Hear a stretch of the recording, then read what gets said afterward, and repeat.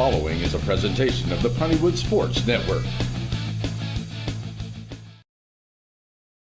Wright Chrysler Dodge Jeep Ram. Powering Friday night.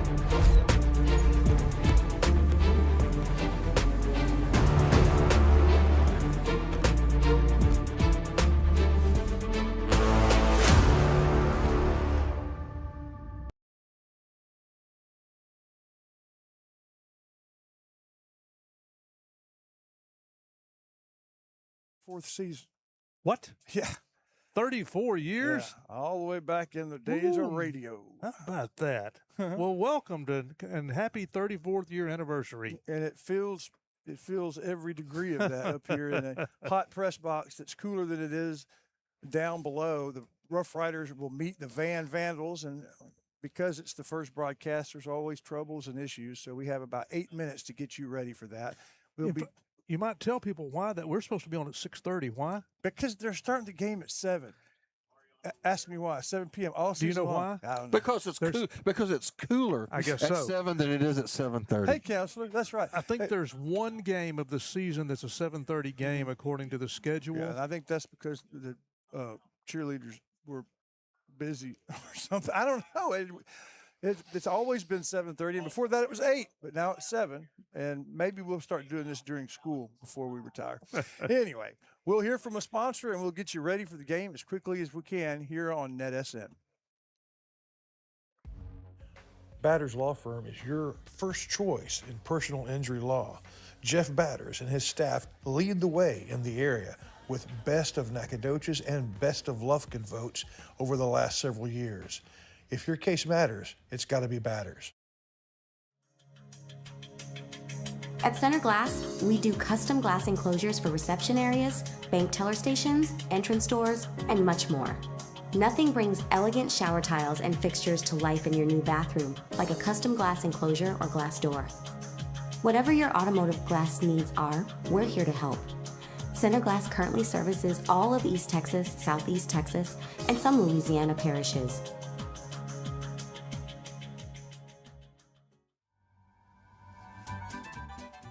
Hey Pug, come with me to Campbell Portable Buildings. You'd be surprised the variety of buildings you'll see. Oh, really? Yeah, I'm not going with you to a portable building store. If I go there, I'm going to see buildings that are portable. Well, sure, but those portable buildings can be turned into permanent elegance. They come in all sizes, shapes, and purposes, from storage to a beautiful dining or office space. Oh, yeah, Campbell's. Yeah, I knew that. Campbell's Portable Buildings brings us our area roundup. Before we do that, we'll say hi to the counselor. Good evening. Your 20th year or something. I mean, you've been doing this decades. It's been a long time. Good to have you here. We have new toys. That means that we may have.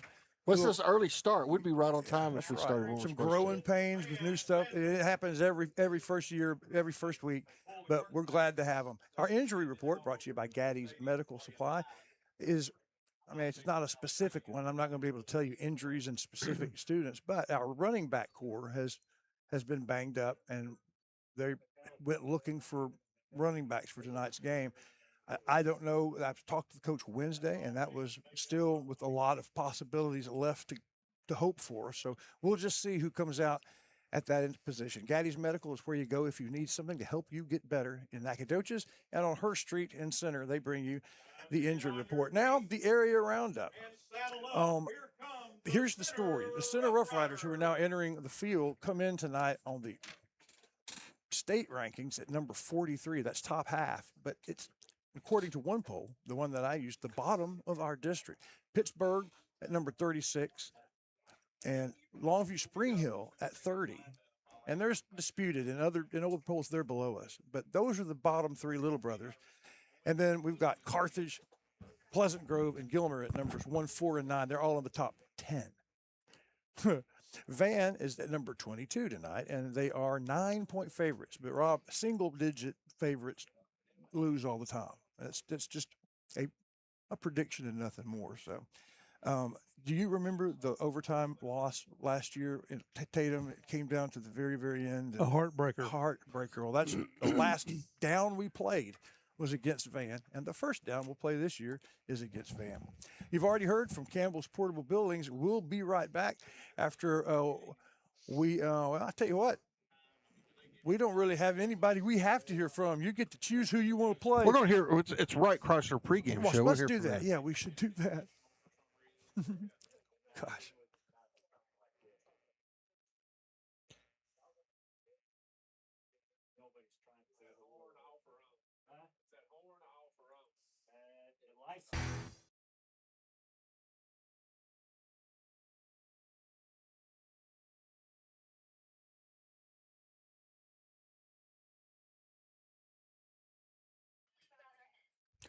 Hello, everybody. As we speak, they are praying. So I'll get my microphone close to the mouth. I hate it when that happens. It's bad timing. But Rob, we have pregame sponsors that we're proud of. Go ahead and tell everybody who those are. We want to thank our pregame sponsors, Wright Chrysler Dodge Jeep, Center Glass, Gaddy's Medical Supply, JBA Financial, Campbell Portable Buildings, Bowles Feed, and Ray Jones Chevrolet. Bowles Feed is the key sponsor for the blimp, the Bowles Feed blimp, who is not over the stadium yet, will be by the first quarter. Captain Jay Matney in his second year. And Ray Jones Chevrolet brings us our keys to the game. And the big key for me, Rob, is the quarterback is back, and he was the main piston in the playoff win. He was very good. We limited him. I remember thinking we're doing a really good job of containing him, but then towards the end, he found his rhythm, and he was the difference. So on defense, managing that new defensive scheme, learning it first game, be some mistakes. The same way on offense, can they do what they're supposed to do, or are Especially they with a banged up running back core, you a said? banged up running back core? So the offensive key is, can we get a running game going? Yep. It's always hard when it's the first game in a new system, and then add new running backs. It will be a challenge. Van's a pretty good team at number 22. Well, there you have it, everybody. That is the expedited version of the Wright Chrysler Dodge Jeep pregame. We'll be back with the kickoff as soon as we can.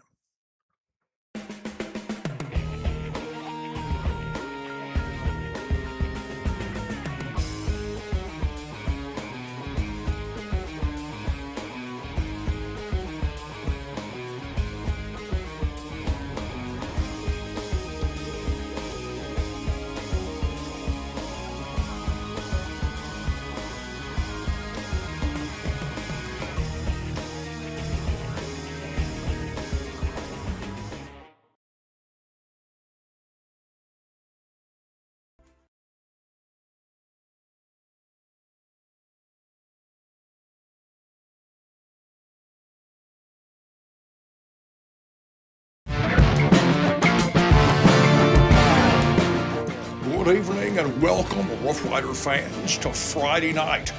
Welcome to the 2026 season and welcome to the Coach Jack Alvarez era.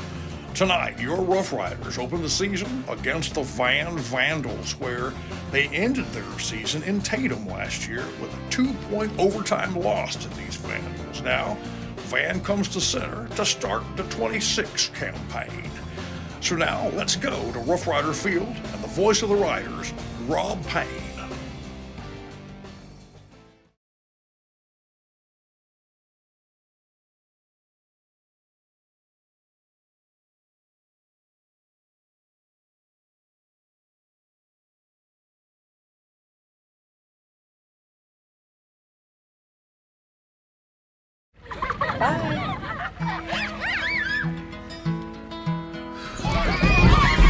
Welcome to your Blizzard song. We dropped off and picked up all day long. Handled it all without getting triggered. Job well done, go get you a Blizzard. The ultimate summertime reward for anything is a cold Blizzard treat from the new DQ Summer Blizzard menu. DQ, that's what I like about Texas.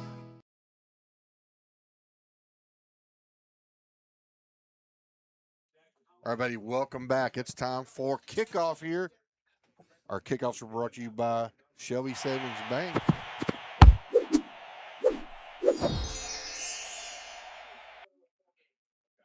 We'll go ahead and play that one for the we like it better when it's the Rough Riders doing the kickoffs. Yeah, always.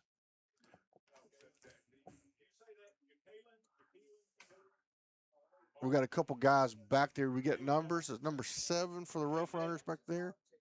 Like Jacalen Barnes. I believe he may be a guy that we're going to be calling his name quite a bit this year. I think Rob. he Yeah, kind of Barnes at makes number it go. 6, and we don't have a number 6 on our roster tonight. I'll have to get some updated rosters. This looks like this is going to be one of them pop-up kicks. Center Rough Riders receiving as the ball is in the air, and our first ball game is underway in Rough Riders Stadium. Hey, look at that. Number 6 grabs it at the 30-yard line and is all the way up to midfield for a nice 20-yard return for the Rough Rider to start. So the Rough Rider offense will come out and take the field first, and we'll see who is in that running back core. Welcome, everyone, Rough Rider fans, to the first game of the season, the Center Rough Riders versus the Van Vandals in home stadium. Vandals in their white away jerseys with red numbers and red helmets. Rough Riders in their purple jerseys with gold numbers. And our quarterback tonight, starting quarterback Easton Wolf. In the backfield, number 1, Zai Villegas, senior for the Riders, and a couple of wideouts split out. On first down, pitch back to Villegas. He's coming left, grabbed in the backfield, and tackled immediately for about a 6-yard loss. Number 23 for Van had it. Boy, he had it dialed up. Came in immediately, from his, pressure immediately. From a linebacker position, but he knew where he was going. And big number 79, or more than likely the tight end right next to him, just missed that block, and it was not much to be done. Split backfield now on second down and 16, pitch back. And Villegas is coming forward and gets about 2 yards, maybe 3. And so it'll be third down at about 13. I thought it was going to be a little more than that, Me Rob. too. Zai Villegas is the good news, one of the running backs that we were counting on. So we do have a starter in the backfield healthy enough to play. His brother was the Villegas that ran last year. He's off to Dallas. His mate in the backfield, Bluford, who was a 1,000-yard runner last year, he's off to San Augustine. Didn't play last night in their loss. Is banged up a little bit on his left knee. But so new backfield except for the quarterback. Wolf in the shotgun. Back pitches over to the left-hand side and in and out over the hands of Barnes. Incomplete. He'll bring up fourth down for the Riders, 4th and 13. My little pass is supposed to do that. You let the pressure in, you throw it over him, but he threw it over his target. But even had Villegas caught it, there were 2 guys coming in for him. It might have been a short game, but I doubt there would have been a first down in that future. So, Mr. Payne, not a beautiful first start for the Rough Rider offense. Luis Mendoza comes in to punt on 4th down for the Riders here in the first quarter. Mendoza standing at the 35-yard line. Handles the ball well, boots it. It's a nice punt, end over end. It's going to go out of bounds around the 28-yard line. That's where the Van Vandals will start their first possession. 10:31 to go here in the first quarter. It's scoreless. Rough Riders offense coming off the field, defense going on. We'll see how excited the defense is for the Center Rough Riders tonight. And, y'all, that is Rob Payne, the voice of the Rough Riders for 3.5 decades. I'm Chris Wallington. The counselor, Stephen Shires, is here, and we're glad to have Randy Collar on the field with the camera, the down on the field cam, and Mauricio is back, thank goodness, doing the main camera work. So the full A-team, first team is here for us, making it work on the first week. Official spot, 30-yard line for the Vandals. Quarterback throws, ball is caught at the 30, or at the line of scrimmage, and gains a couple of yards, maybe 3 yards. Second down and 7. Thought we blew that up pretty good there. Yeah. But they were able to get away from the initial tackle and get some positive yards. 3 on the game, but Keith and Horton coming from behind put the guy on the ground pretty quickly. Second down and 7 for the Vandals. Snap, give, and fake. Quarterback keeps it. He weaves his way to the 40, first down yardage, up to the 45 and close to midfield, where he's brought down around the 49-yard line. First down for Van. Good ball handling by the quarterback on a keeper. He's got As quarterback names go, this one's a pretty good one. Raleigh Hinch. Raleigh Hinch. Raleigh. Like Raleigh sounds like the brand name of a football, you know. I do. And he can hinge forward whenever he needs to. But that's what we saw last year. It was the first half, those scrambles were very limited, but by the second half, they figured it out, and he did lots of damage in the playoffs. Empty backfield, 5 receivers in this setup on first down from the 49-yard line.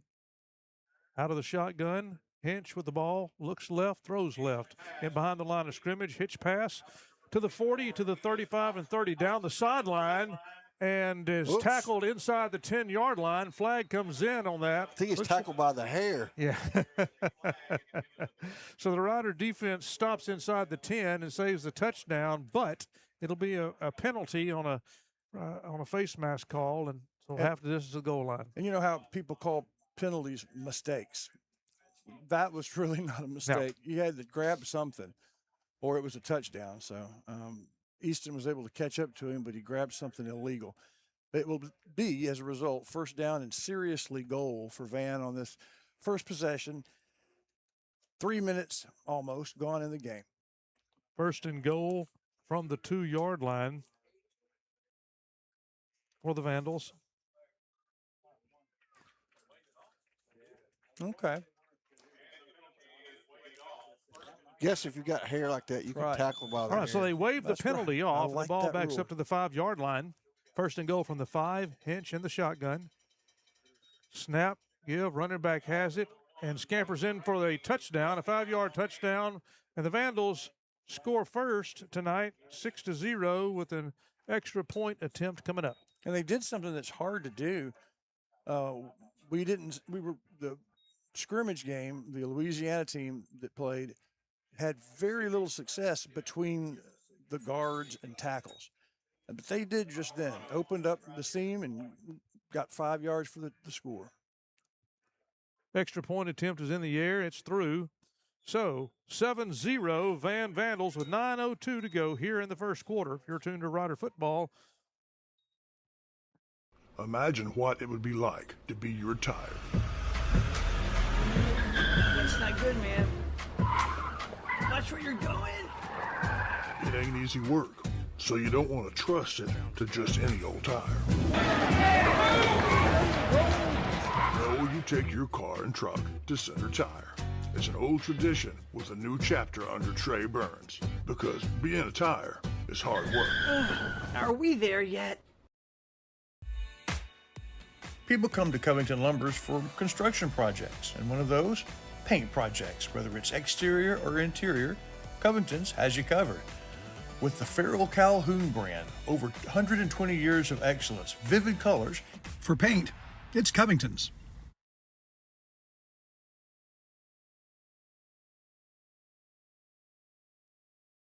Welcome back. The Vandals score. Now the Vandals are lining up to kick off, and the kicker will go up 4 yards to kick.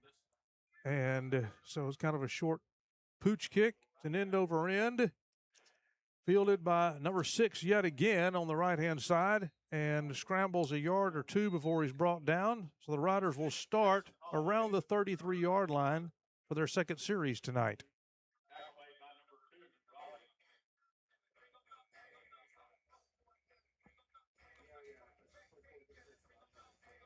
Rider offense started at midfield last series and actually had to move backwards a couple of times. So, on first down, Riders get set up. Villegas and Barnes in the backfield, split backfield for the Riders. Tight formation, quarterback under center, and the quarterback keeper, Wolf, comes out, crosses the 35 and scrambles to the 37-yard line. Nice little bit of trickery in it.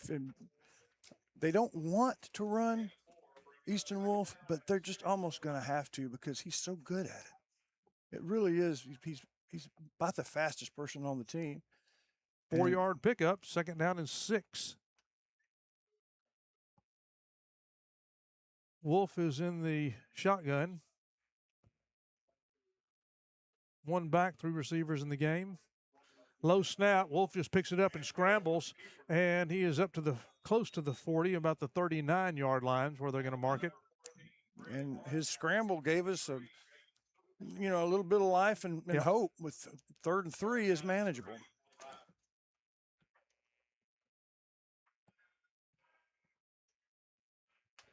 Third down and 3. Riders getting the play. I want to say thanks again to the sponsors that make this happen, including On the Square, The Forge, Danbert Collin. I think this is his 4th year to be a part of every Rough Rider broadcast. Thank you, Danbert, and thank you, The Forge. Get in shape like the pros do. All right. Wolf under center. And a flag. The delay of game? Yeah. There was the offensive line was trying to get set just right. Yeah. So, and that will drive coaches crazy, but it's the first quarter of the first game. You kind of expect a couple of those. 3rd and 3 becomes 3rd and 8 That's after the bad a 5-yard penalty. That's the bad news.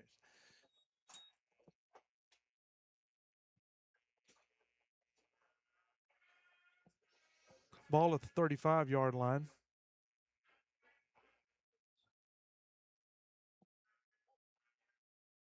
Same setup. Gonna go with the same play. Pitch out, coming left. Barnes is hit in the backfield and hit by 3 or 4 and just really didn't have any room to run and got back to the line of scrimmage. So that brings up 4th down for the Riders, and the punt unit will come back out. Well, that's 0 for 2 as far as getting first downs, and hadn't gotten a Ray Jones first down yet.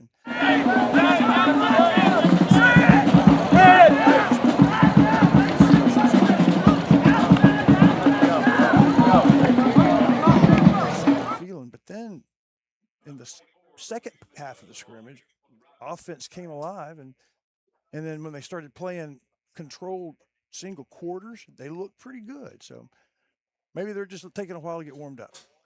All right, another nice punt to the 32-yard line where it's fielded by the Vandals, and got it at the 30 and up to the 40-yard line for close to the 10-yard return.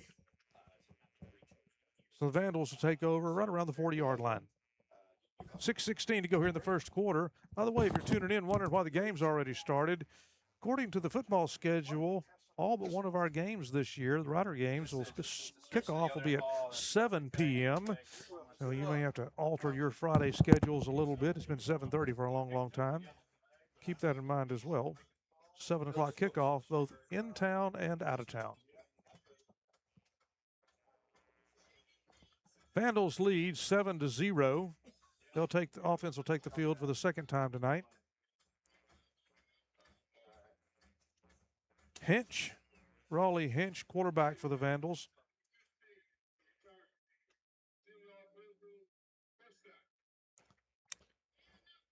So we've got a 10-yard penalty against the Vandals. There was on the return. Was it an illegal block? It was a block in the. There was a block in the back for sure. Okay. But I would think that would be a 15-yard penalty, not 10. To call a hold, but it's a penalty nonetheless. So. Thank you, Counselor. After the 10-yard penalty, the Vandals will start at the 30-yard line. Hinch in the shotgun. One running back standing beside him. Trying to make the Riders jump.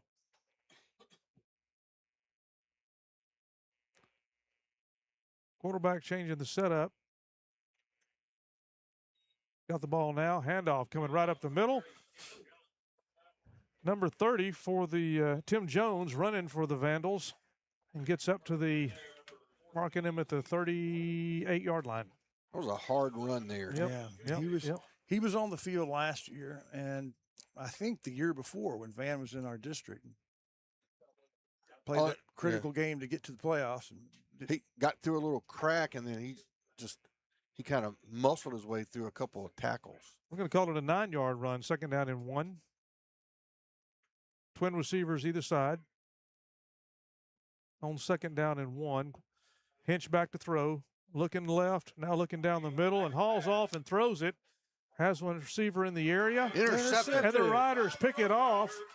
Number 8 for the Riders, Joseph Mitchell with the interception for the Center Rough Riders. And you talk about an excited defense. That's right. Hinch put a little too much air under that one. Because he had a guy running wide open free, but he just. With 2 defenders. Yeah. With 2 defenders about 8 yards behind him. But he allowed them to catch up. And what an athletic play by Mitchell to come in and snag that football. Most exciting interception for the Center Rough Riders at 5.5 minutes to go here in the first quarter. Vandal leads 7-0. Here, DJ Jesse getting after it. Did they have a table down there? They have a table about the 45-yard line. We should put your camera on at some point, Wallington, so we can show everybody DJ down here spinning some tunes. I'll have to find him myself. He's right. He's right there to the left of the kicker's table, I think. On first down, Wolf hands off, and there we go. Nice reverse block. Coming around. Number 6 has it up around the 25-yard line.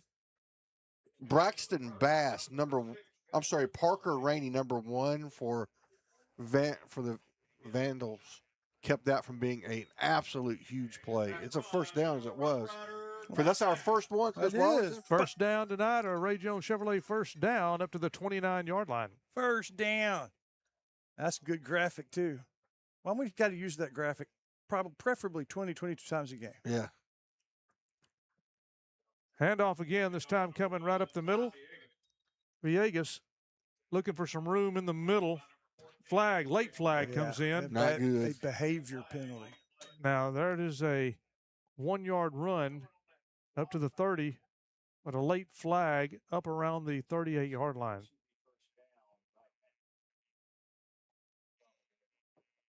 Referees are talking about That may be a post-play foul. I think it's probably going to be on us. I think our tackle was just a little too exuberant. He played to the far echo of the whistle. Yeah, right.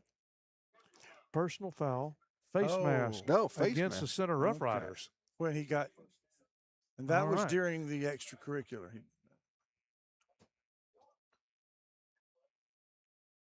He made him mad, so he grabbed the face mask.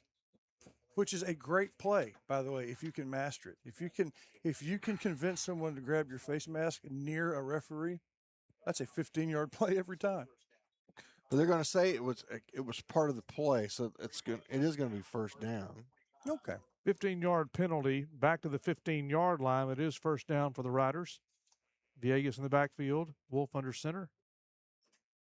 And Wolf scrambles out to the left, looking down the field, throws.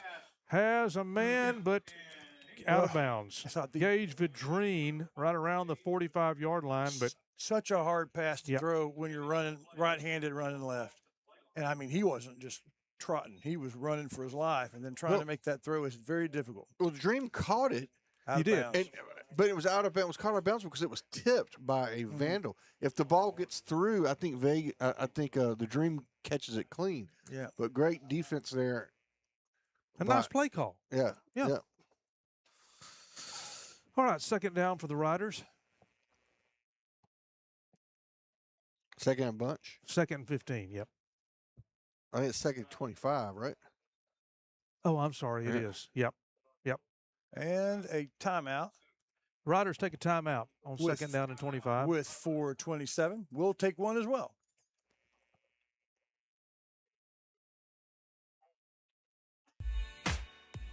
People come to Covington Lumbers for construction projects, and one of those, paint projects. Whether it's exterior or interior, Covington's has you covered. With the Farrell Calhoun brand, over 120 years of excellence, vivid colors. For paint, it's Covington's.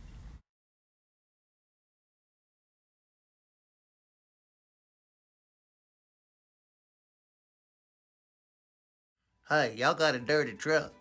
Well, then take it to Joe's Car Spa for a spa day. At Joe's, they make 'em shine. And they're standing by to work with the community. They was elected best of Shelby County this year, and it's called Joe's, but it probably ought to be called Reed since Reed Grant owns it. So, Billy Don, when it's time for your car or truck to have a spa day, where do you take it? I don't know where.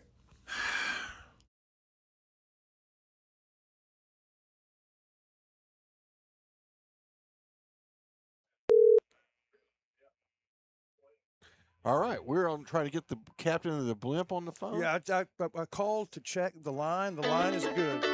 There he Hear him? is. All right, there he goes. He's calling me back. That's the test we needed. Sorry, y'all.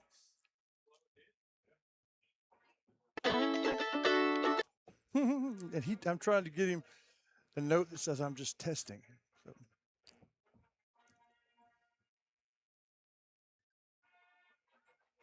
Let's see what we've got. Let's see what Dr. Collar's got going.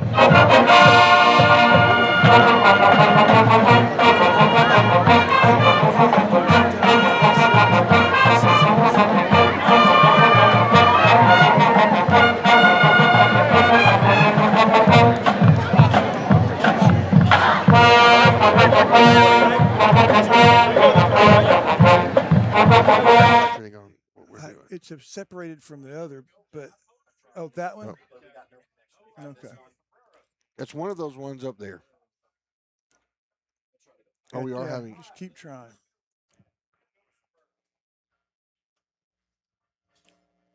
Oh, I see what. All right, we're still. What's taking so long? I'm not sure, and that's why we need you down there. You would have been out there asking the referees. Let's get this thing going. All right.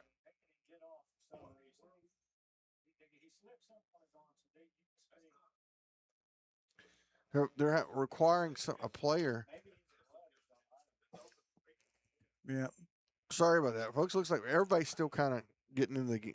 After the timeout, Wolf is in the shotgun. Now we've got some motion, and they call it offsides.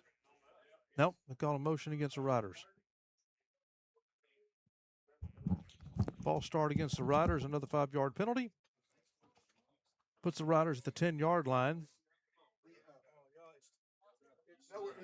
It's just the way it goes in this part of the season. Our poor friends from Van aren't able. They're not even on the air yet because of internet issues. So we're trying to help them. A long delay in the game from the officiating, offsides from the team. When you're playing in August, we ask the crowd for patience. All right. So Wolf calls for the snap, scrambles to the right, and wants to just turn up the field, but is grabbed and taken down right around the line of scrimmage. See what they're talking about is what Susan is talking about is this, and it's because of this thing. It's because this is not. Fourth down for the Riders. We should have a big long.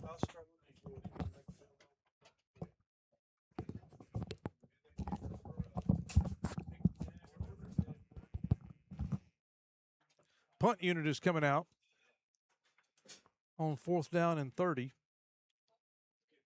Riders had a 15-yard penalty on a face mask earlier.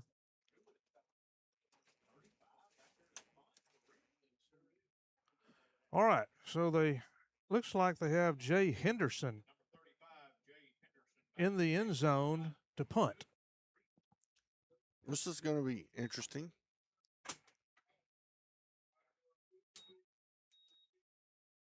We lost another 5. So we've got a delay of game, and right. Well, the he's the guy that's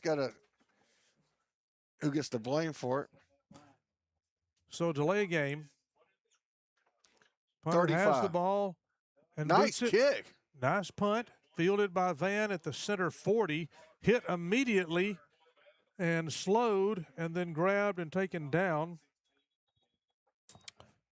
Chandler with the initial hit to slow him down until he finally got brought down by 2 other Riders. So the Vandals will start after the punt in the Rider end of the field.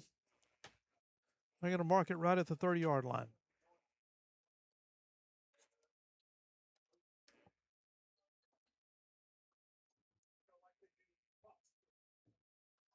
There we see DJ Jesse down there with Walkington is such way helping me. We're making a switch out on some of the wiring, which we think was causing the other screen to not look good. So we're going to fix that up real fast. Vandals have a couple of receivers on the left-hand side and one back. Back gets the carry, turns up the field right in the middle, looking for some room.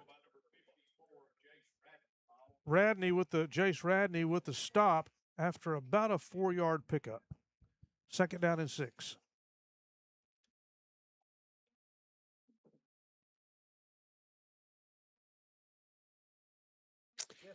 All right. The only highlight of the quarter so far, I guess, is the interception. Sure would be nice to have another one of those by now. 2 receivers either way. Quarterback turns right to throw, but is under some pressure and just scrambles to the 25, to the 20, first down, and out of bounds near the 15-yard line. First down for the Vandals. And again, good decision making. He was rolling. He thought, I'll throw it. No, I won't. Coming right, decided to go left. First down for the Vandals. Yeah, so I was like, well, I'm not going to give you the $50 if you don't help. This is all mine. Yeah, it's after the game.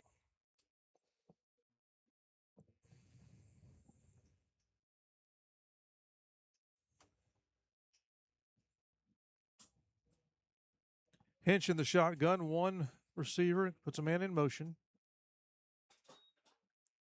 Oof. Running back gets it, coming right up the middle again, inside the 5-yard line, and scrambles and touchdown. Second one for the night for the Vandals. This one from the 16-yard line.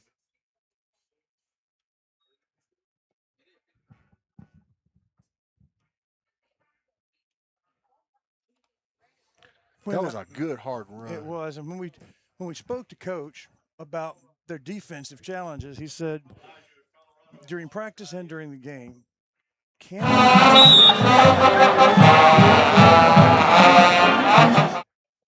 same positions, new keys, or are they going to go to the ball? And so I think some of that must be going on because some of those games are hard earned, some kind of easy.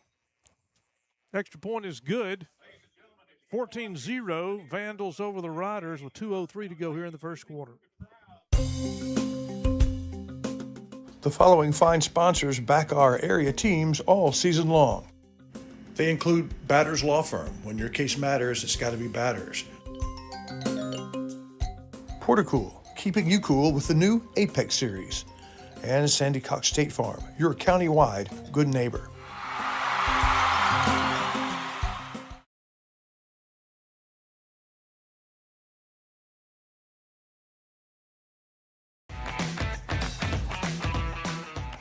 NETSN and Pineywood Sports Network say thank you to the sponsors who back the Riders all year long.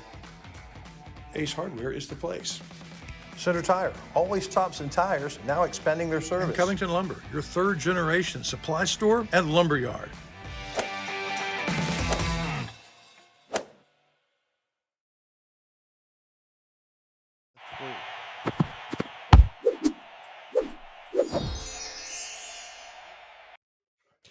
All right, folks, it's the 3rd Shelby Savings kickoff. None of them are good ones. And we do need to pop a pepper. Working on that's it. what we didn't do. We've been scrambling. Oh, they're going to go the other side. This is a deeper kick. It's going to bounce and cause trouble. It's going to go out of bounds. Good deal. Good decision.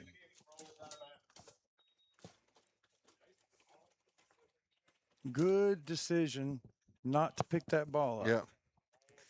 All right. See if the Rider offense can get something going here. But let's pop these peppers. Yeah, so right here at the 2:03 mark, because it may very well be that they can't get anything going because we didn't pop peppers. Yeah. 34 years of popping peppers.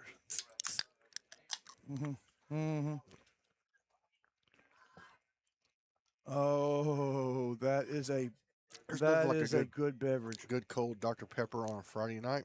It's important. Well, I'm sorry, we popped without you, Rob. Right. Did we do a premature pop? No, it's I guess we're 2:03 late, in the first quarter. A poorly timed pop. All right, so here go the Riders. It's going to be a keeper for Wolf. Very patient run, and he's going to be slung down after, probably a yard gain.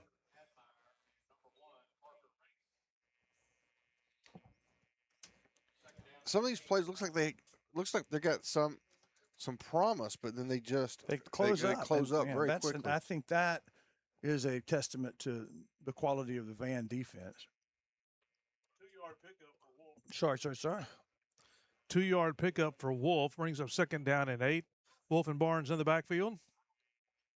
3 receivers in the game. Now they split out. Barnes to the left, and then Wolf's going to keep it, lower his head and go. Flag comes in.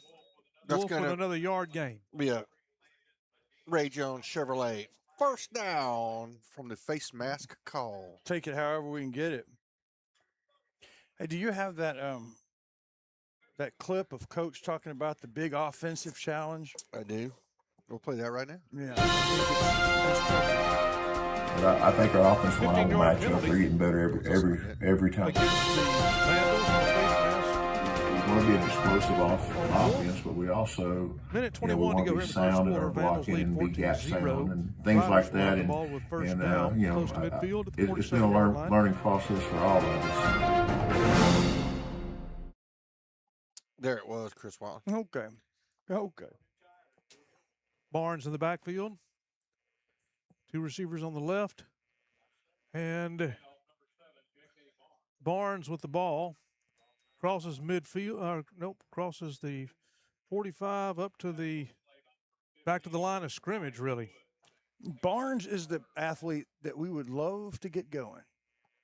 Love to get him moving. We're 42 seconds away from the Bowles Feed Blimp giving us the Batters Law Firm first quarter scoreboard. And if we can start that with that cool looking game joiner, I don't know if you got it or not, but Larry did a good job on that. Coming up in about 30 seconds, that's probably a play.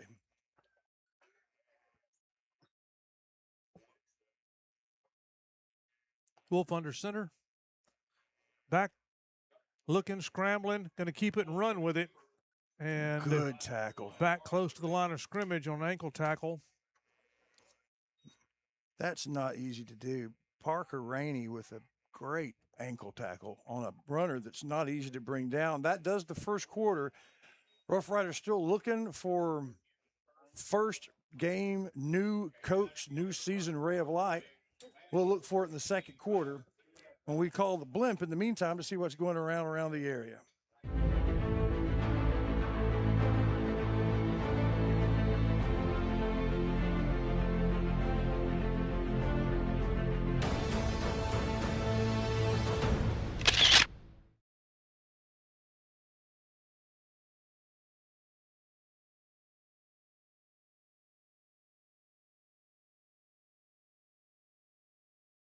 Batters Law Firm is proud to be a third-generation law firm serving the injured people of East Texas since 1964. Batters has settled thousands of cases and paid out over $25 million to clients from settlements in the past 2 years. Visit one of their locations for your free, no-appointment consultation and let the Batters team implement their proven approach that incorporates treatment and recovery while maximizing settlements and payouts. Batters Law Firm, serving you in Nacogdoches, Lufkin Center, and Houston. Remember, when it matters, call Batters. 833-BATTERS. 833-BADDERS.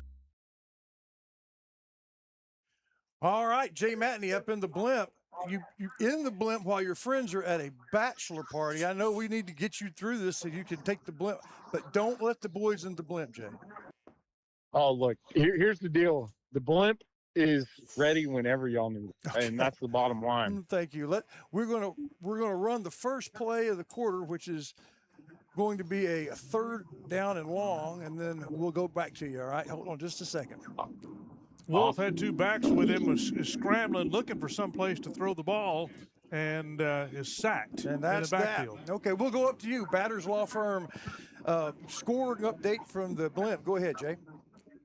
Yes, sir. Here's our scores around Texas. First off, we have the White Oak Roughnecks and the Longview Hill Panthers tied at 0 with 3 minutes left in the first half. Next, we have the Joaquin Rams and the Beckville Bearcats. The Bearcats lead 8-7 halfway through first quarter. Good fight. Next up, we have the number 1 Carthage Bulldogs, Anderson Lions. Carthage Bulldogs with a early 7-0 lead. 10 minutes left to play in the first quarter. And lastly, we have the Texarkana Pleasant Grove Hawks and the Kilgore Bulldogs. I'm having a hard time getting the score. It's showing 0-0 in the first quarter, but I will have an update for you next time. Okay, we'll talk to you at halftime. Thank you for the coverage. Yes, sir. Thank you. Blimp looks beautiful. Thank you, sir. Jay Matney, captain.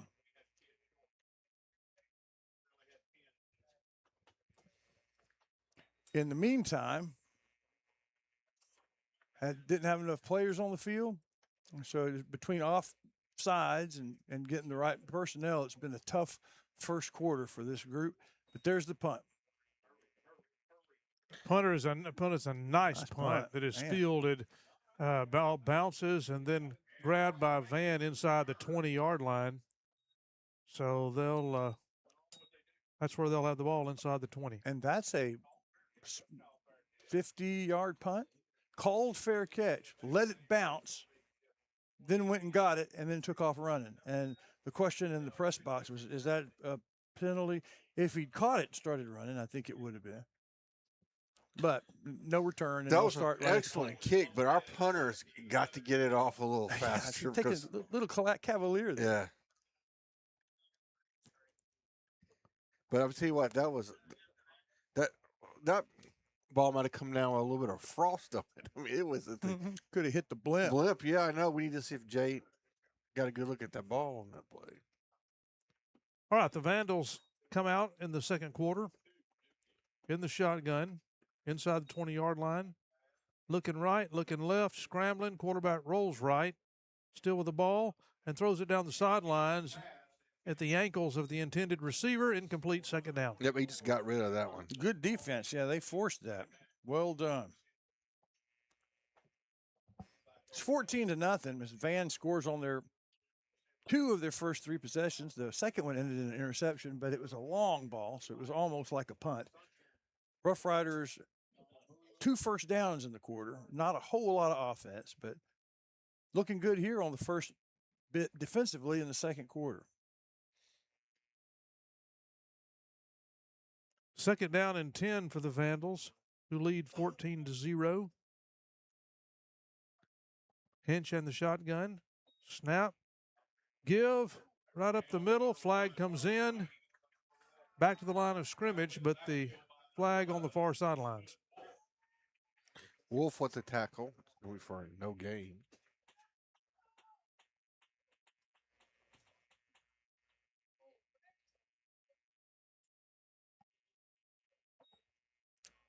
Haven't seen what the call is yet. No, they're visiting about it. Mr. Whitehead will Here we talk go. to us here in just a second. Sideline warning against the Vandals. Okay. That's a warning.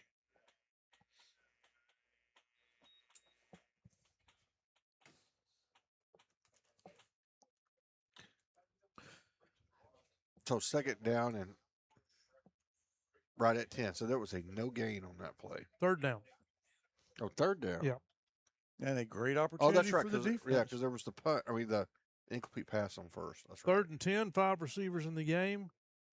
Fake to the running back. Good block by the running back. Quarterback Hinch scrambles left. He's just going to have to keep it. And out of bounds around the 24-yard line. That's an important spot. 25. Yeah. So 25. Fourth and 3. It looks like they're going to punt. Yeah, Anthony Torres hustled over there. Junior linebacker for the Rough Riders, able to run that quarterback down. Well, it's the second really win for the Riders today. The first was the interception, but it was pretty deep when they intercepted it. Still, it was a win, but that holding them to 3 downs when they started on the 18 is a win. If we can get this punt fielded and probably in good field position. Deep man's at the 40-yard line. There's the punt. Good punt from them. We fielded around the 35. Number 6 with it to the 40. And Holloway is taken down at the 44-yard line. So Jackson Holloway must be playing 6 tonight instead of 2. Okay, that's the deal. And about a 10-yard return, and boy, the gunner was on top of him when he caught the ball, but he made a good move, made the first guy miss, and got 10 yards back. So, yeah, good field position on the 45. May be able to get into Vandal territory for the first time. 9-11 in the second quarter. Vandals lead 14-0. Riders the ball at their own 45-yard line.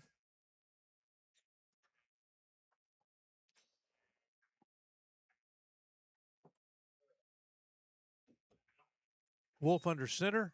Hands off to Barnes. Barnes coming left. Turns the corner to 50 at midfield. Flag comes in late after Barnes is out of bounds. Boy, it feels like that's going to go against the red and white. But while we wait for the penalty, good run. They contained the left-hand corner, and he got around and good swift running. Momentarily, we are in Vandal territory.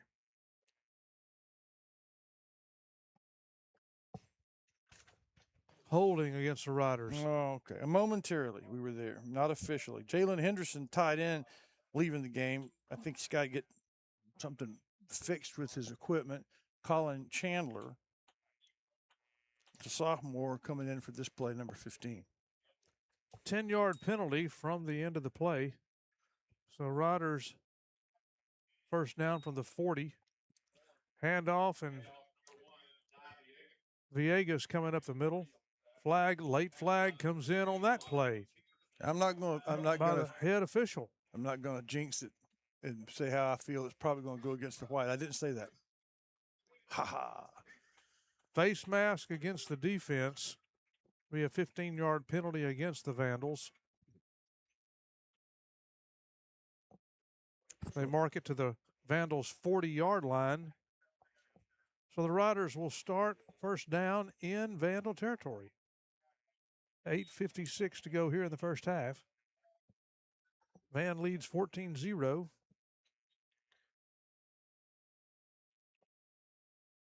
Wolf in the shotgun. Villegas, he fakes it and then throws to Vidrine. Out on the left-hand side, out in the flat.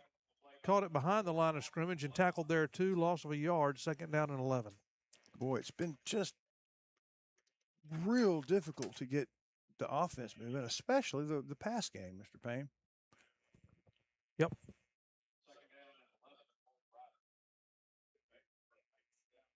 Even if you throw that behind the line, you still want the running back catching it, kind of moving forward. Right. Vidrine was kind of caught it stationary and allowed the defense to come over and tackle him pretty quickly.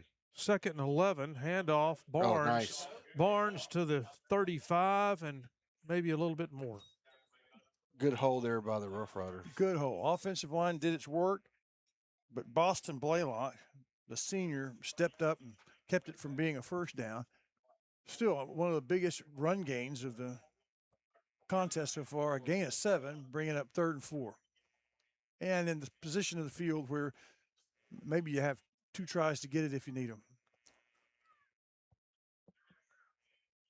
2 receivers split out wide to the right. 2 backs. Wolf under center.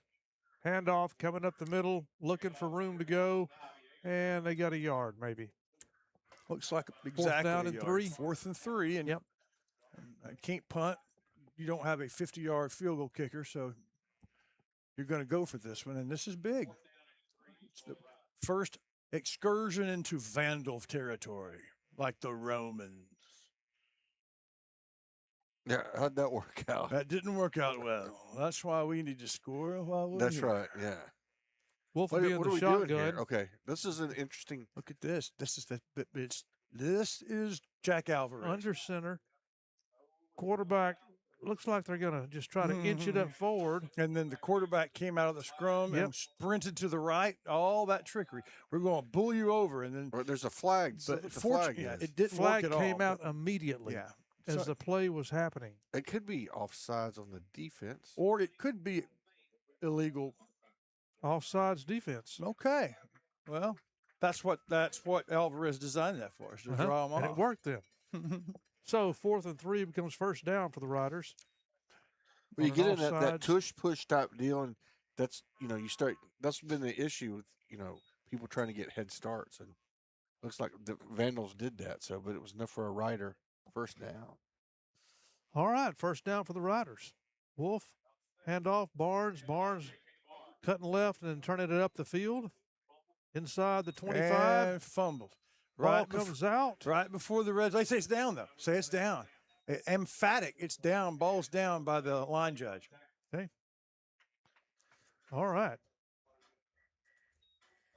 Ball came loose after the runner was down. Narrowly Second averted. down Riders. Yeah. 2nd and 5 on the 24. Way better than 1st and 10 for Vandals.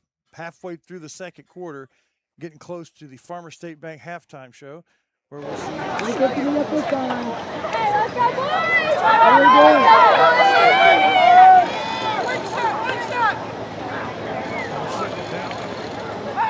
Wolf fakes it, scrambles, and throws. Had a receiver around the 20-yard line, incomplete. Yeah, his tight end blocked for a 2 or 3 count and then broke off the same way that Wolf was rolling. Nice design, but it would have had to have been a perfect pass because Van didn't buy it. There was a defender just right there on top of the tight end, and even if it had been a completion, it would have been a minimal gain. I like the call, but Van was ready. 3rd and 5 for the Riders. At 3rd and 5, I want to say thank you to JBI Insurance, Joe Bill Mattier and his insurance. Folks specialize in the insurance for the mobile home and insurance for your poultry farm, JBI. Timeout on the field by the Riders. We'll be right back.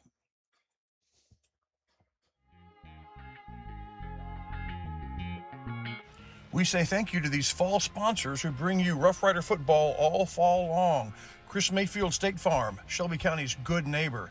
Down Home Storage. Take your down home clutter to Down Home Storage. At Joe's, it's not just a car wash, it's a car spa. McAdams Propane, keeping you warm in the winter and your outdoor kitchen going all season long. And Watson & Sons Funeral Home, their family serving yours.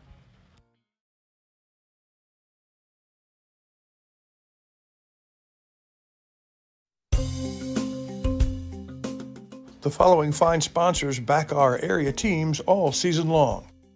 They include Batters Law Firm. When your case matters, it's got to be Batters.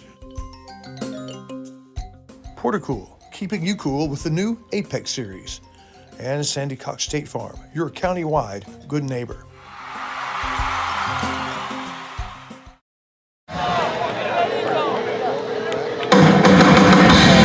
Our sideline reporter.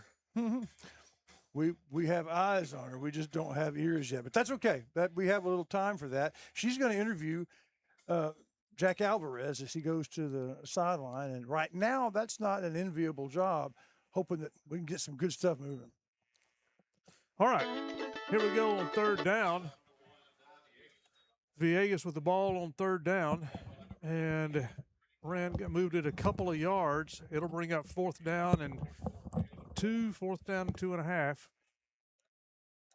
for the Riders, right around the 21-yard line. So what do we do here? We're bringing out we try the field goal unit, or you bring out the big guys? Well, the pink shoes were out on the field. Yeah. So what's a field goal? What's we doing on with the time? What's our 11 seconds? We've got to hurry though.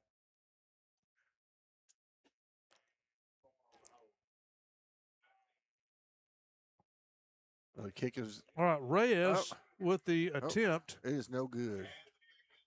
But the kick is blocked. Field goal attempt is blocked. Reyes came out to attempt it. So the Vandals will take over on their end of the field.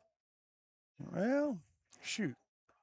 Trying to get something going there. Almost. I love it when we kick field goals, but that was a pretty ambitious one. Didn't work out.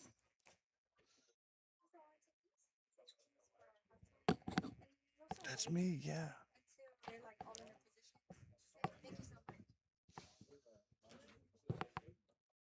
During that break, I was just given my scripts for my longest running job. For the last 36 or 7 years, I've been the voice for the Rough Rider Band and the Chaparrals.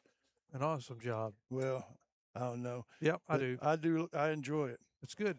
1st down for the Vandals. 27-yard line. Out of the shotgun, Hinch. Hands off. Jones coming around to the right. Yikes. Up to the 40. Had some out of room bounds there. somewhere around the 40-yard line. Nice run and 1st down for the Vandals. He is swift, that one.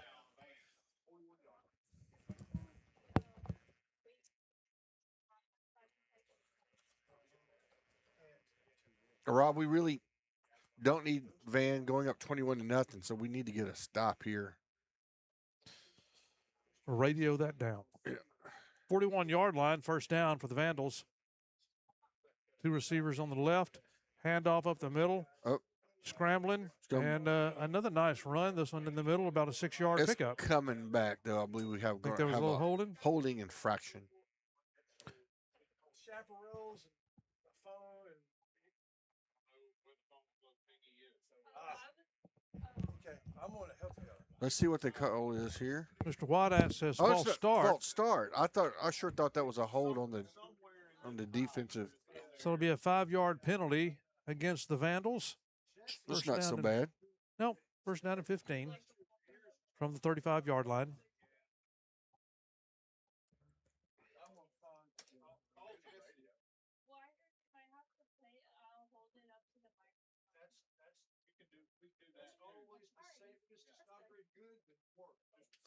All right.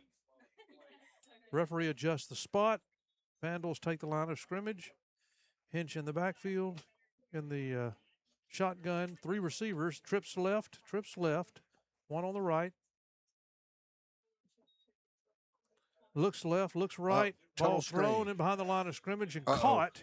And then he's got it to the 40, middle of the field, and out of bounds in Rider territory. But he had a seam and found it and reversed his field. And the Vandals pick up a first down. Nice tunnel screenplay. I thought we had it stopped, but the wide receiver was able to get across the field and then got into the open where it was blocked up. So nicely done by the Vandals offense here. All right, first down for the Vandals right at midfield, just in Rider territory, running it right up the middle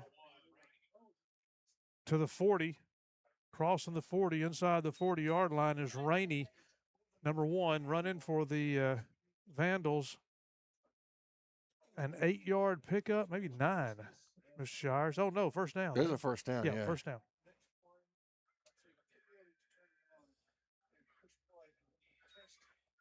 Four minutes away from the halftime show.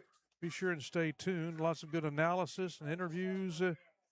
You be sure and stay tuned to the Farmer State Bank halftime show. First down for the Vandals from the 40-yard line or the 38-yard line.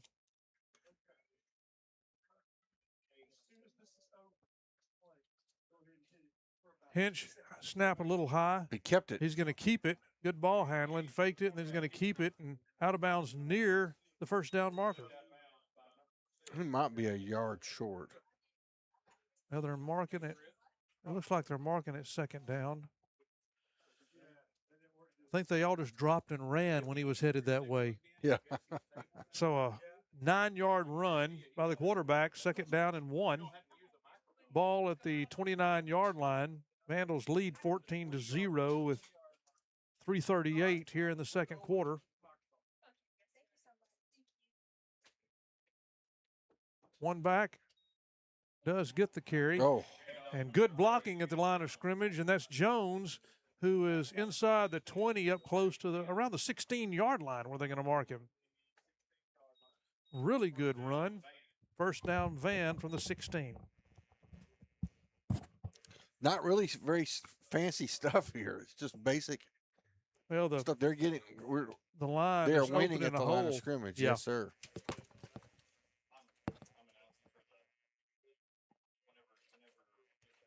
All right, Jones in the backfield, Hinch, and there's flags come in. There was some movement. We're going to check that penalty.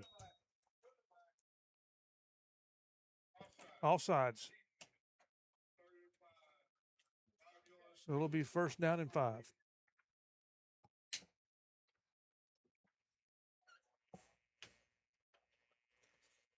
Shires, this is what I was afraid of, not what I was hoping for in this first half. All right, first down and 5 after the offsides penalty.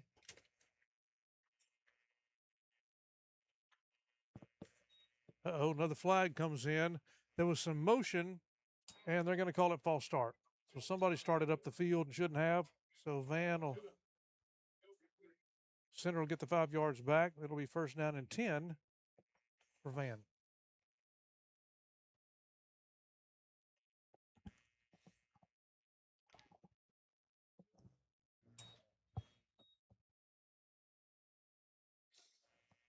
All right, first and 10 for the Vandals.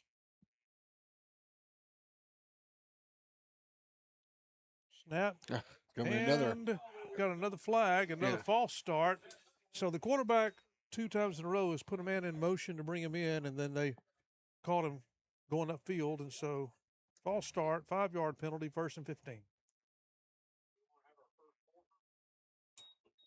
Someone going to have that was a 3 for. Has there ever been a 4 for 4 pre-snap penalties? And the clock is running. I'm not sure. Yeah, I'm not sure either, but I'm trying to catch up because I wasn't running it. All right, now we got a timeout. We're just going to take a timeout. So the Vandals will take their first timeout. Center's already called 2. We'll take one here as well. Right, in the last 5 real minutes, nothing has happened. That's right. I was about to say this game's going by quick. We're 23 seconds from the 2-minute warning. Is Porticool our 2-minute warning, folks? It is. That's a good deal. We'll get there when we get there. Our 2-minute warning sponsor, Rob. Yep. Uptown.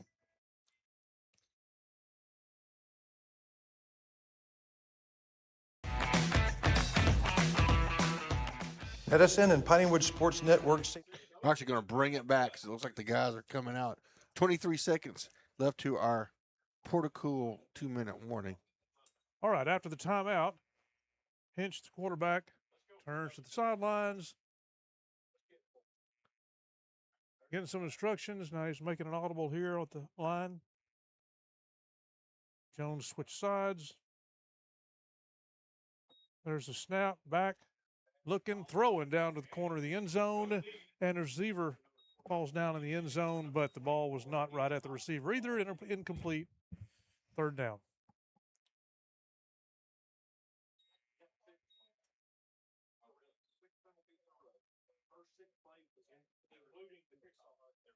Sorry, 2nd down. Yep, 2nd and 15. Yeah, I lost track of downs with all It's been a long time since there's been one. Yeah. All right, 2nd down and 15.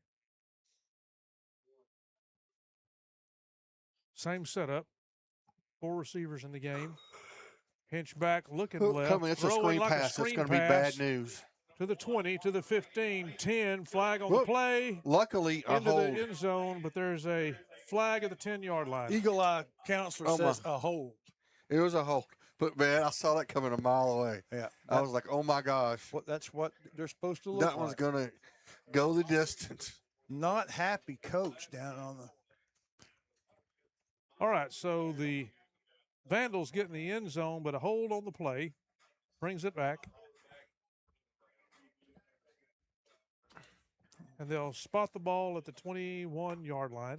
See the coach right there on my camera, Mr. Counselor, was passionately upset about something. Probably because there was a hold. Yeah, that might have been it. He might not have been upset at all at the player. You're right. That's possible.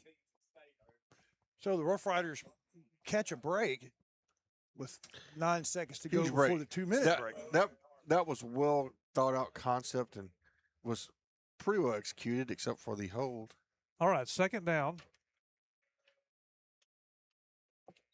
Snap, Hinch back, scrambling, throwing, balls caught, and nice footwork by the receiver, who's finally taken down by the Rider defense at the 15. Good swarm. I mean, It took him a while to bring him down, but he didn't get far. So it's funny. It's been 6 or 7 minutes since it was 1st and 10 from the 17, and it is 3rd and 10 again. As we get to the 2-minute warning, we'll see what Van can cook up when we come back. 2-minute warning brought to you by Porticool.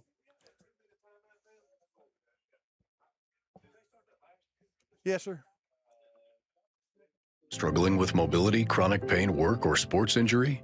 At Azalea Orthopedics, our team of highly trained physicians specialize in complete orthopedic care, pain management, sports medicine, physical medicine, and rehabilitation. If you've sustained a bone or joint injury, have mobility or movement problems, struggle with pain, contact Azalea Orthopedics. We're conveniently located across East Texas, serving 18 counties. When visiting your doctor, urgent care, or hospital, you have a choice. Demand Azalea. At Azalea Orthopedics, your health is our priority.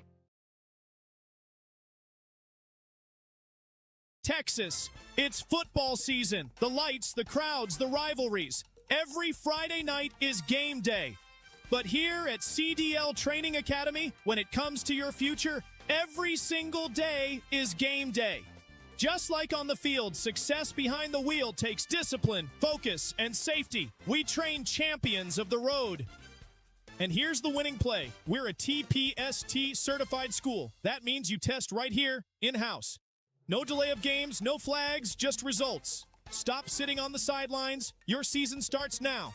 Get trained, get tested, and get on the road with a career that pays like a championship win. All right, here we go, folks. It is 3rd down and 10. For Van, 3 receivers left, 1 to the right. Quarterback's going to keep the scramble right up the middle. Had it hole opened up, and he lowers his head, and he's near the end zone. Touchdown. They had 3 Rough Riders that stood him up at the 1. I think the 4th one plowed into him from behind and knocked him through. So the 3rd score of the half for Van on the first play after the 2-minute warning, setting up for the extra point, and it's been pretty commanding in the first half for Van.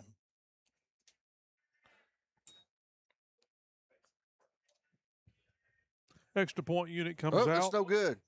And I think the ball was mishandled right there by the holder. It was.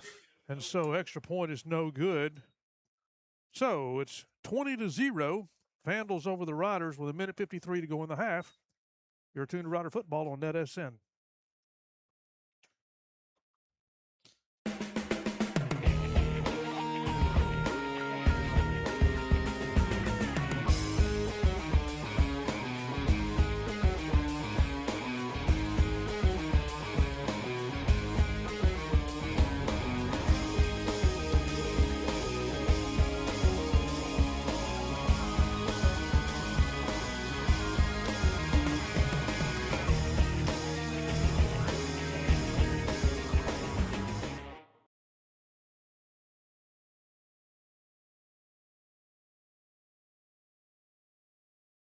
Here's a Shelby Savings Bank kickoff.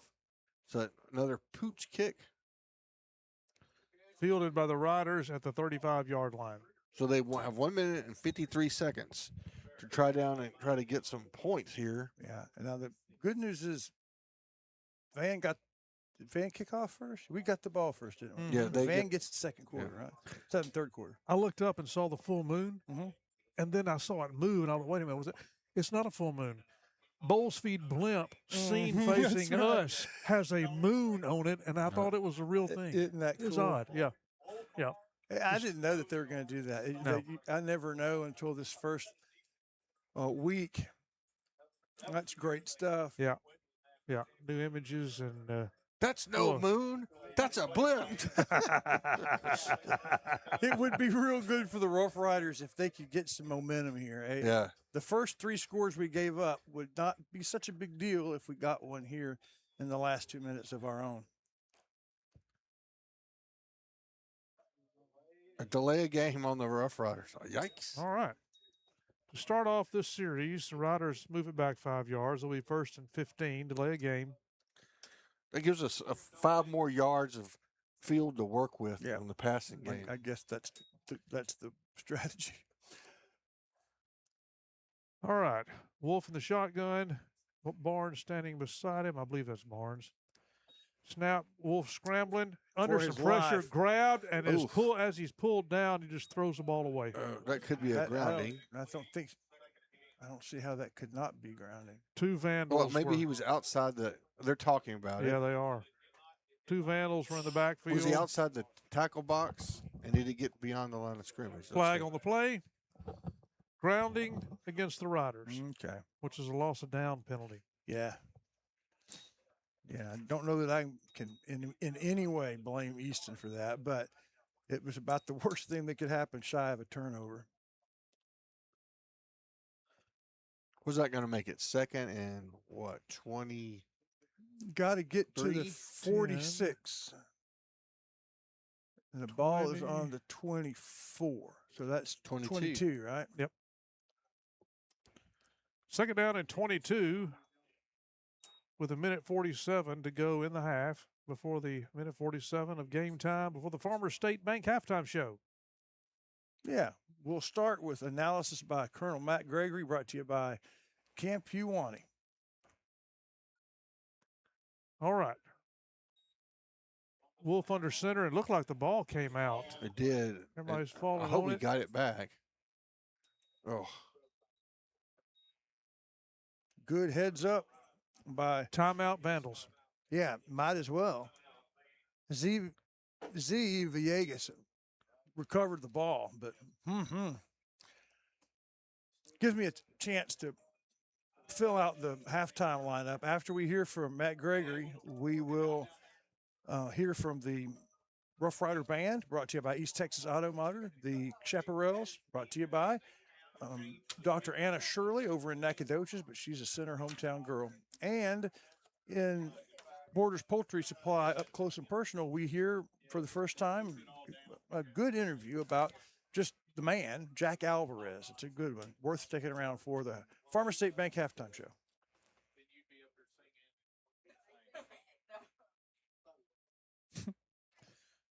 Shires, we got to pick a DQ play That's of right. the That's game. actually the very first thing. Oh, my goodness. It may very well be a The punt. interception. Which a good play. Yeah. That was a hard catch that back made. The last time that our team celebrated. It has not been a pretty half. We didn't think it would be, but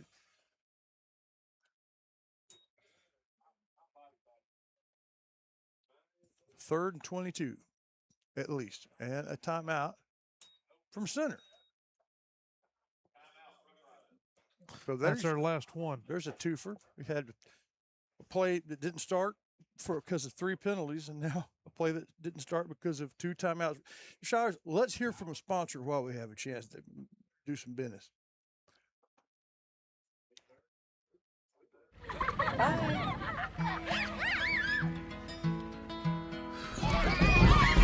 Welcome to your Blizzard song. We dropped off and picked up all day long. Handled it all without getting triggered. Job well done, go get you a Blizzard. The ultimate summertime reward for anything is a cold blizzard treat from the new DQ Summer Blizzard menu. DQ, that's what I like about Texas. All right, here we go. Third down and a bunch. Third down and 22 for the Riders. Minute 38 to go in the half. Wolf in the shotgun. Spread the field with receivers. Scrambling, going to keep it and run, looking for a seam, and it opened and then closed very quickly. And they tackled him behind the 20-yard line. So the fourth down. That hope for a little Timeout. momentum. Yeah. Timeout Vandals. Instead of getting the first down and getting some spark, they lose a combined 17 yards to penalty and good defense, and we'll have to punt. And the one tiny sliver of bright side there is our punter has done well. But you're right, Shires. He needs to make sure he gets this punt off. He's been taking his time. Well, both teams are out of timeouts now.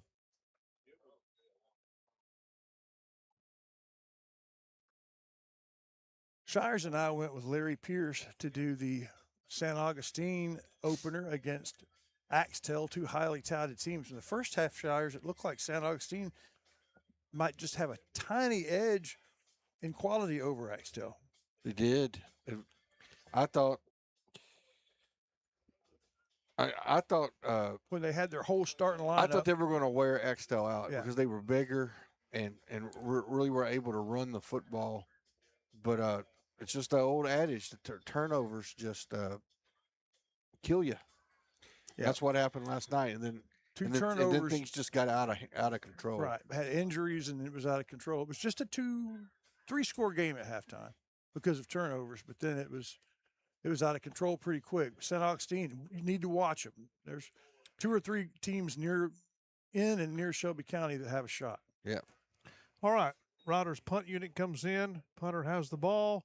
It's a high but a short kick, and bounces inside the Rider 40-yard line. Yeah, that wasn't. That was of the punts he's done. That was his least effective. Snap was a little high, so he had to bring it in, so his cadence was off. So 20 points in the first half. You know, if you get it together at halftime and play a good second half, a 3-touchdown deficit is manageable. A 4-touchdown deficit, really difficult. Which is, people are, why Van calling all these timeouts to preserve the time? Yeah. And now Van has the ball on the Rider 35-yard line with 1:22. Right. When you can stop the clock with a first down, your time is more valuable than your timeouts. So, the Vandals take the field. Here we go. Out of the shotgun, Hinch. Back to throw. Looking, screen. Oh, nice Picks catch. it up at his ankles, but a nice pickup. And scrambling, still on his feet and inside the Rider 10-yard line. My goodness. Hey, that was an effort play. That they did a good job, but that running back really made it shine. 30-yard play for the Vandals. Well, our clock is not running Yeah, for some reason. They stopped the clock for the first down. They hadn't got everything set. Yeah, but normally you set the ball and Yeah, and that's you right. start. Yeah, and Van catches even another break. All right. Handoff coming around the right. Flag comes in. Easy touchdown, but a big flag. Flag in the backfield. Runner into the end zone.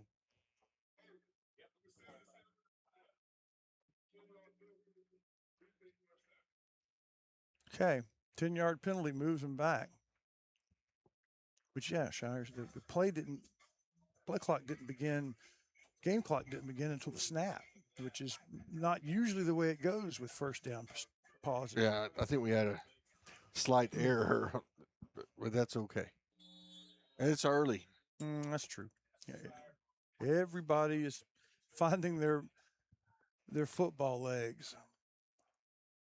It is absolutely imperative that the Riders keep Van out of Any the end interested in zone. winning the game is concentrated on this last 66 seconds. First and goal from the 17.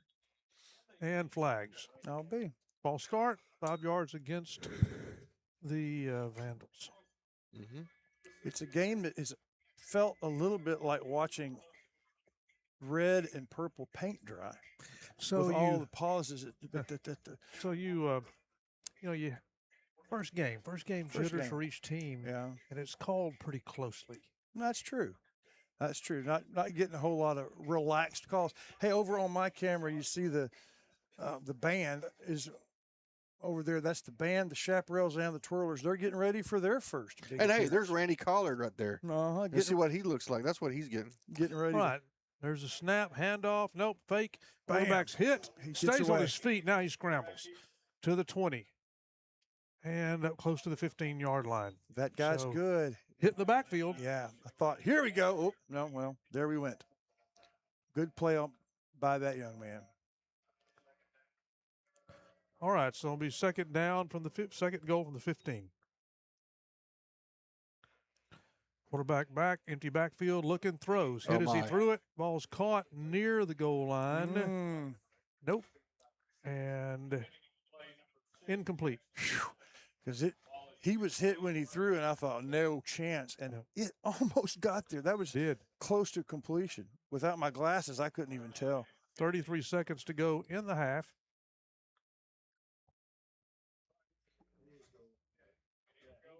Don't know why you want to hide my glasses. Third down and goal.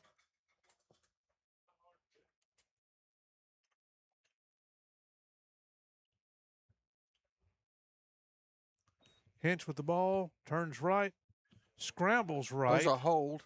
They didn't call it. Looking, He'll get out of scrambling, bounds. and just goes out of bounds. So this began with first, and was it first and goal or was it first and 10 at the 12? It was first and goal. Okay, so he makes it manageable. Fourth and down and goal from the 11. Now they're going to try a field goal. Okay. Well, that would be good for Van, but for the Rough Riders, it would still theoretically be a 3-score game. Here's the field goal Well, it's attempt. good. It is a nice, long, straight field goal, and it adds 3 points to the Vandals' 20. 23-0 with 21 seconds on the clock here in the second quarter.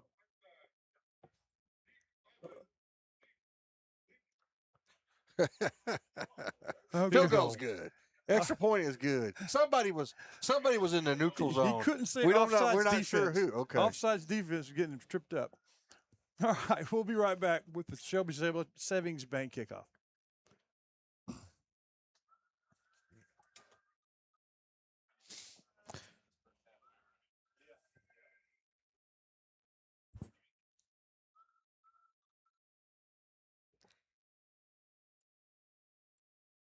Hey, we just showed you that Champs Barbecue is a post game sponsor, and we recognize excellence on the offensive line. But we wanted to show you that early because we're going to nominate that. Larry Pierce made that. That's going to be an Emmy Award nominee for Pinewood Sports Network. That's right. And of course, this is yet another, again, one that we're not liking, but it's still Shelby Savings Bank kickoff. Yeah, Shelby Savings Bank's gotten most of its attention tonight from the Rough Rider return team and the Van kicking team. Rough Riders have only kicked off once.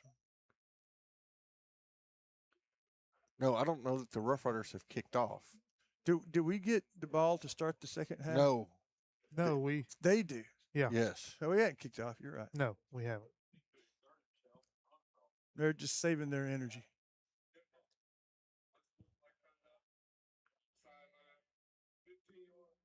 Huh.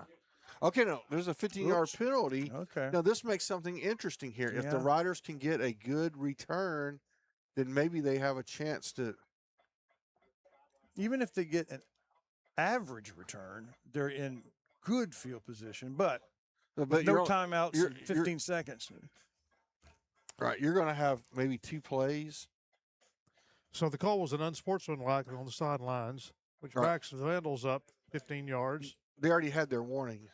So this is going to be a deep kickoff, right? He's not doing the pooch kick. Yep. Or the pop-up kick. He is back deep to run.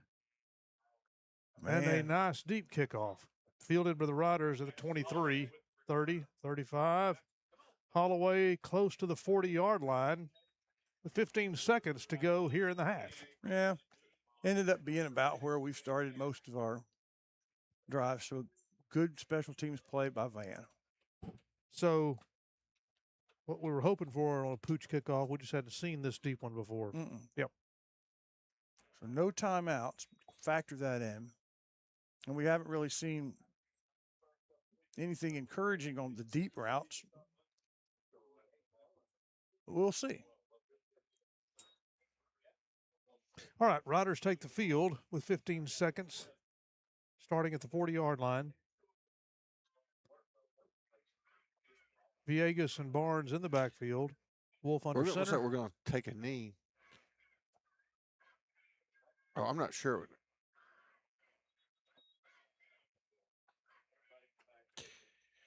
I do. False start against the Riders. Penalty. I do feel bad for our student reporter. This is not. I would not be wanting to talk to Coach Alvarez, and I've been doing this. What'd you say for 30 years, 20 years? I'm gonna call her right now. You do that, everybody's gonna get to hear Mr. Wallington. Letting everybody know our secrets. Hello. Hello. Hello. There you are. Hey, we were just talking about. Oh, there's a pitch. I thought they were going to kneel it, Michaela. I'm sorry.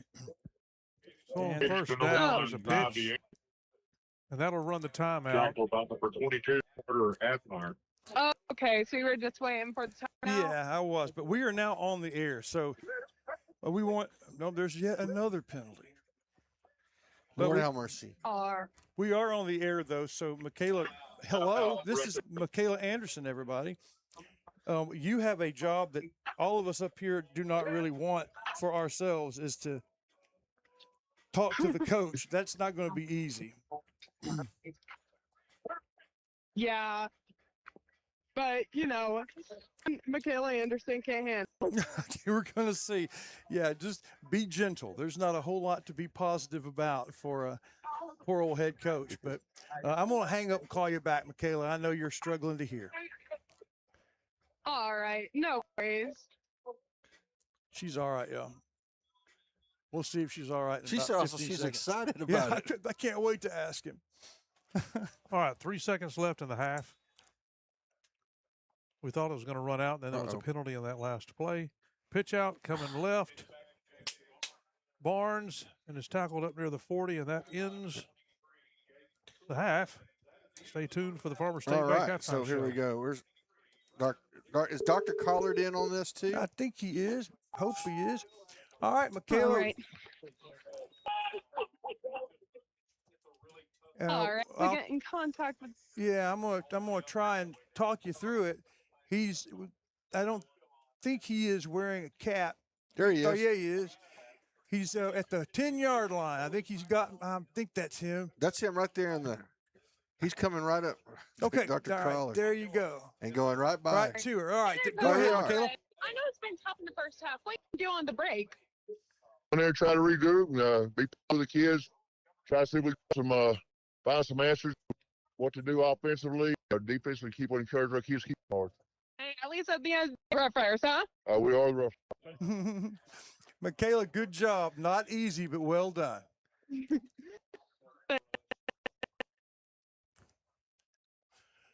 All right, then. That concludes the first half. The Farmer State Bank halftime show coming up.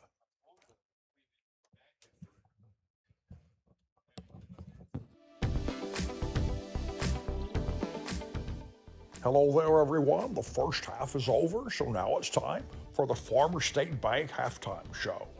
We begin as Camp Pewanee brings us halftime analysis with Coach Matt Gregory.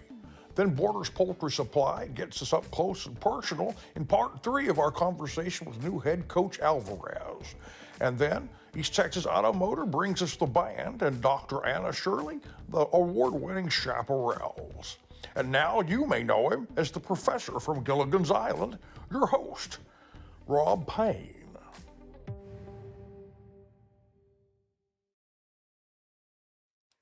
Welcome to the Farmer State Bank halftime show, where the score at halftime 23-0, the Vandals over the Riders. And, Counselor, it's time for you and I to pick the Dairy Queen play of the game so far, play of the first half.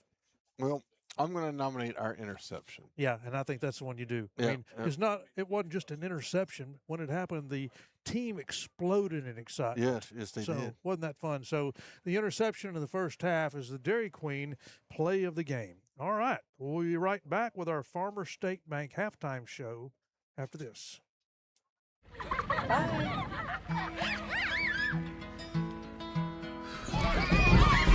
Welcome to your Blizzard song. We dropped off and picked up all day long.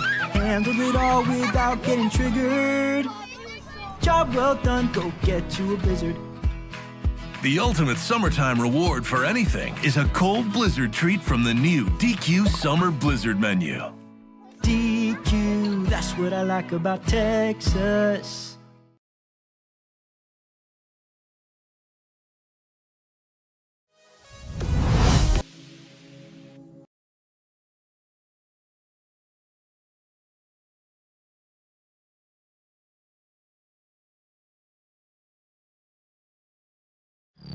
What in the wide, wide world of sports is going on here? Oh, it's football season.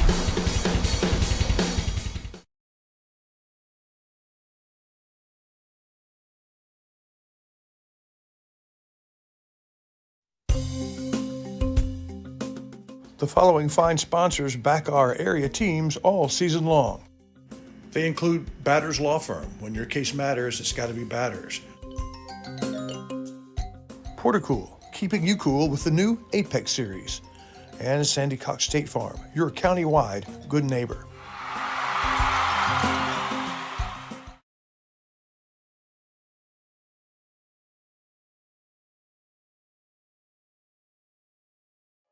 All right, everybody, welcome back. It's the Farmer State Bank halftime show. Now it is time to go to the. We want to thank our sponsors. Okay, yeah, sorry about that. Bringing you both Rough Rider and Piney Woods football live streams, Joe's Car Spa, Watson & Sons Funeral Home, Portacool, Blake Furniture, Sandy Wheeler State Farm, and Batters Law Firm. They bring the county fall sports to NETSN.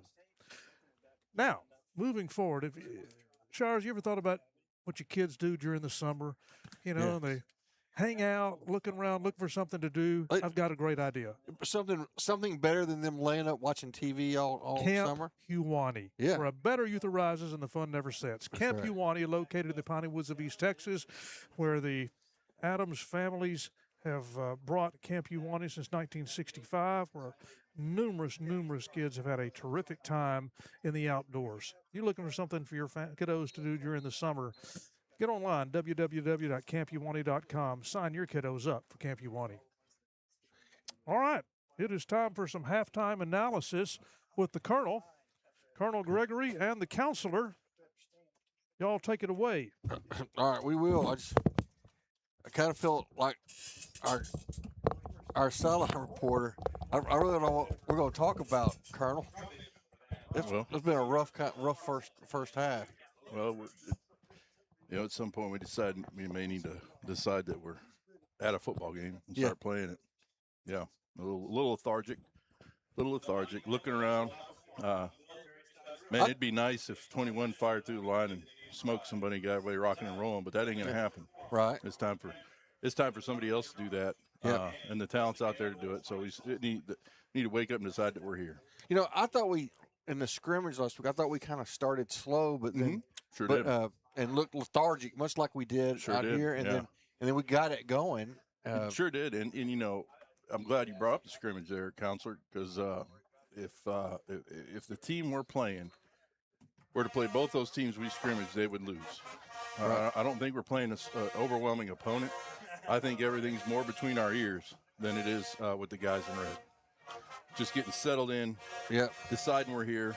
I understand, we can make a million excuses because they're there to be made, but just get out there and start playing football. Yeah. Play it fast, play it hard, and have fun with each other. Right, yeah. I agree. Well, let's kind of talk about what we've seen. We saw several plays that looked like we kind of got it blocked up, and it looked like we're going to make a big gain, and then Van was able to come in and close it down pretty quick. Early on they were shooting gaps, and they were moving a little faster than we were up front, and it was causing us problems. But I noticed the same thing you did, Counselor. We're starting to find some room to run. We just need to be running backs with the ball, and we need to finish blocks as blockers and linemen, and we need to execute in the passing game. And I think, I'm sitting here telling you this is a winnable game still in my eyes. Yeah. Because I saw us, but we can't take delay game penalties. Yes. That's what I'm talking about. Lethargic. We can't take not the personnel aren't on the, not the right personnel period aren't on the field because they're on the sideline. We can't afford that stuff. So we got some young kids that we're breaking in. This is their first time at the big lights. Right. Like I said, we're not going to make excuses because there's a million there to be made. We got to grow up quick, and we got to come back in the second half and just like those scrimmages you mentioned, stay on our blocks, run the ball, continue to take advantage of those 4 and 5 yard gains that we're getting. One of them's going to pop. Right. It's just a matter of slipping one fingernail, and J.K. Barnes can go 80 before you can blink an eye. Right. Good. What about defensively? Defensively, if you notice, they're not throwing the ball around the yard. No. When they do try to throw the ball around the yard, he either has to pull it down or roll out and try to because we're pretty much plastering to their receivers. Right. We are way faster than this bunch. And they even tried to throw it deep on us a couple times. One time we were about 5-6 yards behind and caught up and picked it off. Yeah, and that's back right. over here in the end zone, we were running the route for the kid. I mean, so we've got plenty of speed on the field, defensively and offensively, to be honest with you. We just got to make sure that we're shoring it up on the line of scrimmage and finishing our blocks on offense, getting off blocks on defense, and letting our linebackers run and making plays. All right, that sounds good to me. And I think you've already said it, but keys to the second half. Keys to the second half. Yeah, we got to finish blocks, and we've got to run the ball. And I'm speaking specifically about the running backs. Run to daylight, run where the play is designed to go. 4 yards is a win. 4 yards turns into 5 yards, turns into 8 yards, turns into 20, turns into a 100-yard touchdown. I mean, you just keep doing it. Of course. And that's the premise of what we're trying to do here. Of course, if you get 4 yards a play carry, 3 of those is the first down. 4 times 3 is 12. 3 of those is the first down plus 2, Exactly right. You got a gazinta there. Right. You just keep doing it. You bet you get to the red zone. Tip my hat to Lynn Parachek there. Not everybody knows who that is. That's right. You have any interesting facts for us this week, Colonel? Interesting facts. Well, that's a bad moon rising. It is. Well, we're trying to figure out if that's the moon or if that's the blimp. Because the blimp has got a neon. Almost looks like one of them harvest moons. It orange glow to it. It's a little early for that, it seems like, but I don't know. It is a beautiful moon up when there. it gets a little higher, it'll get rid of that dirty orange and be a nice maize color. That's right. I got it. You got it. Always got to take a dig. That's right. We went and saw the Axtell play last night. They are the Longhorns. And yep. Pretty good group, huh? That was a nice. St. Augustine's going to be really good by the end of the season, but Axtell was just a complete football team. Good team. I think we're just going to continue to grow and get better. This is the first live action. And we've had scrimmages, but these kids have seen under the light. So and you can't really get in shape until you played games to get in game shape. So, that's all right. I did hear from the general. He's he's wanting them to lock in and do better. Oh, all right, sounds good. We'll get general updates on a regular basis. Well, Colonel, thank you for stepping in. It's always fun to talk, and hopefully we'll have some more positive things to talk about. See you after here. the game with a big win. Sounds good. All right. That's the Colonel for everybody. Brought to you by Campuani, and this is our East Texas Automotor segment. We'll hear from them and Campuani. We'll be right back. When it's broken, it's got to be fixed. You've got to get from one place to the next. But wouldn't it be great if you didn't have to take out a loan to get it repaired? Don't worry, there's East Texas Auto. Here at East Texas Auto, you can be reassured that your vehicle will be well taken care of and serviced, as communication and transparency are our #1 drivers. Find them on Highway 96 North.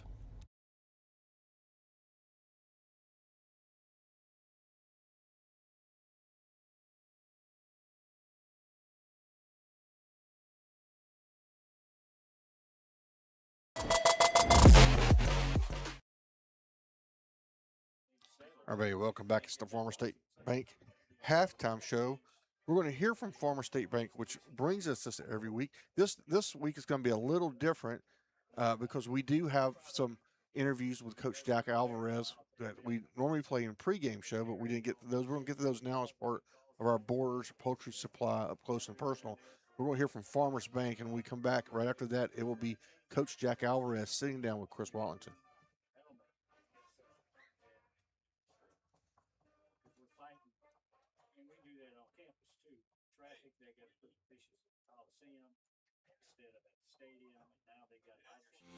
Serving our communities for over a century, Farmers State Bank continues to meet the financial needs of East and Central Texas. With roots that run deep, Farmers State Bank serves as a source of financial strength to meet the needs of our neighbors. From a comprehensive range of financial products to individual service, we remain dedicated to being a true community bank. Farmers State Bank, improving lives and fulfilling dreams.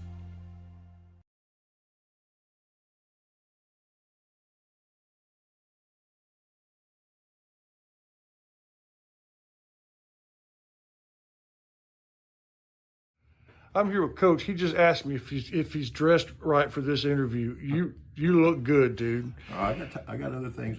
Yeah, please don't wear a tie ever for any of these interviews. Well, Coach, in case you're just now meeting him, this is Coach Alvarez, and this is game 1 of your time in center. Let's talk about the time that you've been here in the spring and the summer. I know that that's always a challenge when you come in and say, hi, I'm Jack Alvarez. Well, then what do you have to do? Well, you got to find them all, and I mean that was a real challenge in the spring, is getting everybody on board, and you know, the kids that we had that showed up every day to work, we really improved in the weight room, and you know, I thought we did some good things as far as getting ourselves in condition to play. Overall, it was a good summer. You know, it's been a challenge. I'm not going to sit here and say it's been rosy. It has not been completely rosy, and you know, just keeping our kids at Center High School has been a challenge. And the deal is, we're going to coach the ones we got, and we're going to make the best of what we got right here, right now. And once the kids showed up for summer, between the first practice and today, Have you liked what you've seen effort-wise? We've had some quality growth. I mean, just like through the scrimmages, I thought our defense, especially our front and our linebackers, got a lot better. We felt like our secondary was going to be pretty good from get-go, but it is, you know, we hit some challenges at Pine Tree. You know, just two different styles of playing in the secondary. We had some real lessons the first week, and then we also, you know, our defensive line, we're used to being able to just run up the field, and I think Coach Pinker done a good job of kind of settling some of that back down and getting them to execute how he wants them to execute on defense. And then Coach Alvarez, Brandon, I think he's done a really good job of, you know, just convincing these guys to follow their rules on offense. Like I said, it's been challenging. The kids are slowly but surely buying in. I mean, you get here in the summer and you put them through all this work, and then you got a lot of fence riders deciding, hey, which way they're going to go. And I think slowly but surely we're getting more buy-in. Good.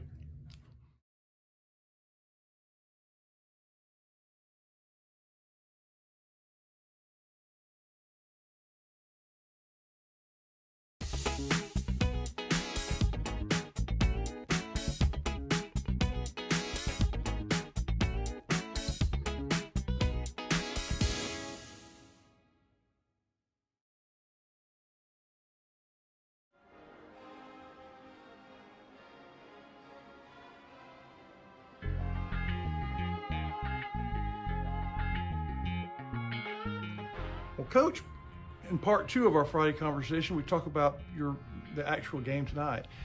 What does Van show us, and how are they different from last year? We got the same quarterback. We got a few of the same skilled kids. I think their best receivers back. You know, they'll let their quarterback make plays with his feet mainly. I think their running back did change. The guy that they're putting back there may be a little faster than him, but he's not going to be as big. Offensive line is solid again, and they were solid. Yeah, they'll be solid again. And what Van will do, they'll be very disciplined, and they'll try to take what we give us and exploit where you know, where we don't read our keys and we're not in the right gap. So you know, it'll be interesting how it goes from the 90-something point game to now. Like I said, they have had some changes over there. Defensively, I think their strength's probably in their front. I know their 2 defensive ends are back. They got one of their linebackers back, and probably their best overall safety and 1 corner's back. So they'll be solid over there. We're going to try to, you know, we'll be trying to find the places where they've got new guys, hopefully, or find one of those guys that we can exploit. You know, last week we ran into some challenge at running back. We had a couple guys go out. So this week there's been a lot of experimentation back there in the backfield. So that'll be interesting for us. You know, receiver, I think J.K. will match up with anyone. Easton is another solid threat. Really hadn't been trying to let him run the ball much, but that may change, you know, in order to win a game. Right. Now, I'm looking forward to it. I mean, as I told the kids this morning, I think this game's going to be a sure matter of will. I think if we want to win bad enough, then we'll have a great chance of winning. And then if we execute along with that will, I think we have a really great night. Awesome. Over under 98 points. Under.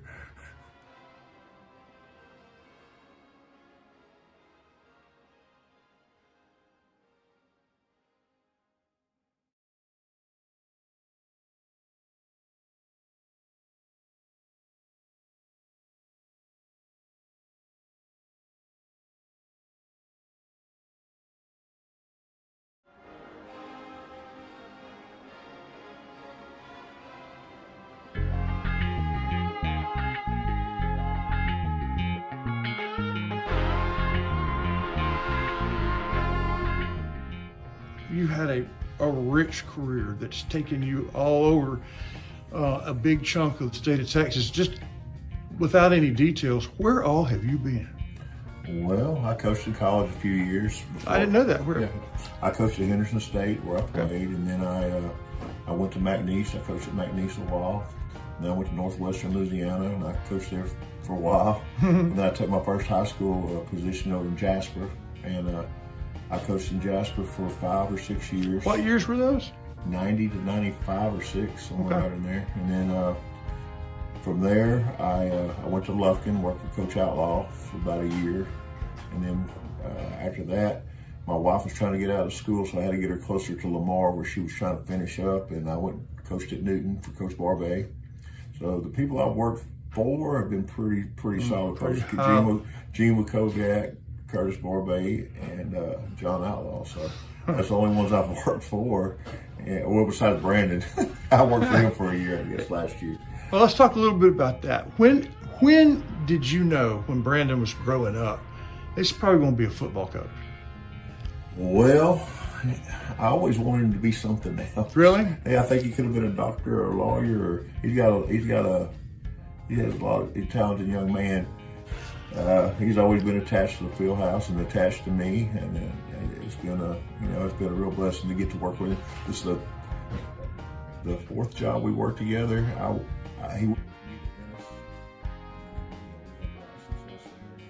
He got the Garrison job. I went to Quero, and then he was short a coach last year, real close to the season, and he said, "Hey, I wouldn't normally ask you this." He seemed pretty happy, being retired and all. He goes, "But I lost a coach. What do you think?" I said, "I done told you, if you needed help, I'd do it."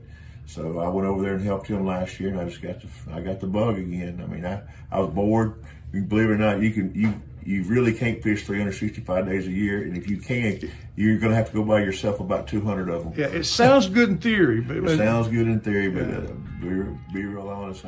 I need people, and I like I need the kids in my life to makes me feel whole and full. Well, that is exactly what I wanted folks to hear. Thank you, Coach.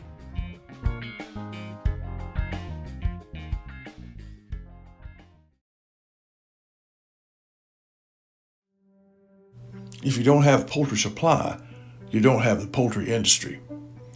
Borders Poultry Supply is open and still enjoying their new facility and center, and recently opened up in Ruston, Louisiana. They're industry leaders in building and supplying poultry houses, and the poultry industry is the leader in feeding our houses. Borders Poultry, keeping Shelby County growing.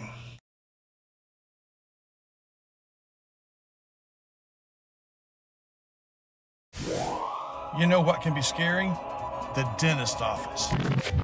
So if you're going to be a family dentist, you've got to be kid-friendly. But with Dr. Anna Shirley and Dr. Nicole Fishbeck and their staff, you would be hard-pressed to find any place more kid-centered. So is the office of Dr. Anna Shirley a family dentist? Just ask the kids.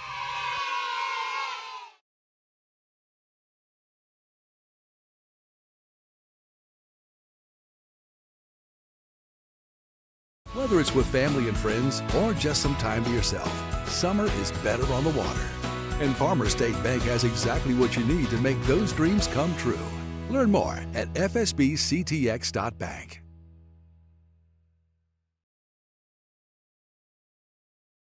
Hey everybody, welcome back. We got a few minutes left in the Farmers State Bank halftime show, and framed against that beautiful moon is Jay Matney and the Bowles Feed Blimp. Jay, how's it going up there? Man, you in that beautiful moon, I'll tell you something. You understand a beautiful moon until you're on the blimp. That's right. It sounds like his voice is a little bit too slow. It's a good sound, though. Keep it. Well, from high above the stadium, you've been following a lot of the games. What's going on at halftime? Yes, sir. We got some good ones. First off, start off with Carthage Bulldogs. They're doing their thing. They're beating the Hinton Lions 28-3.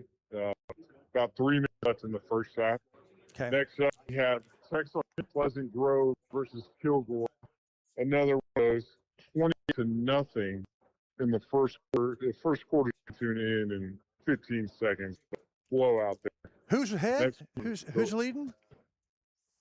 In that one? Pleasant Grove up 20-0 over War. That's crazy, but Yes, go ahead.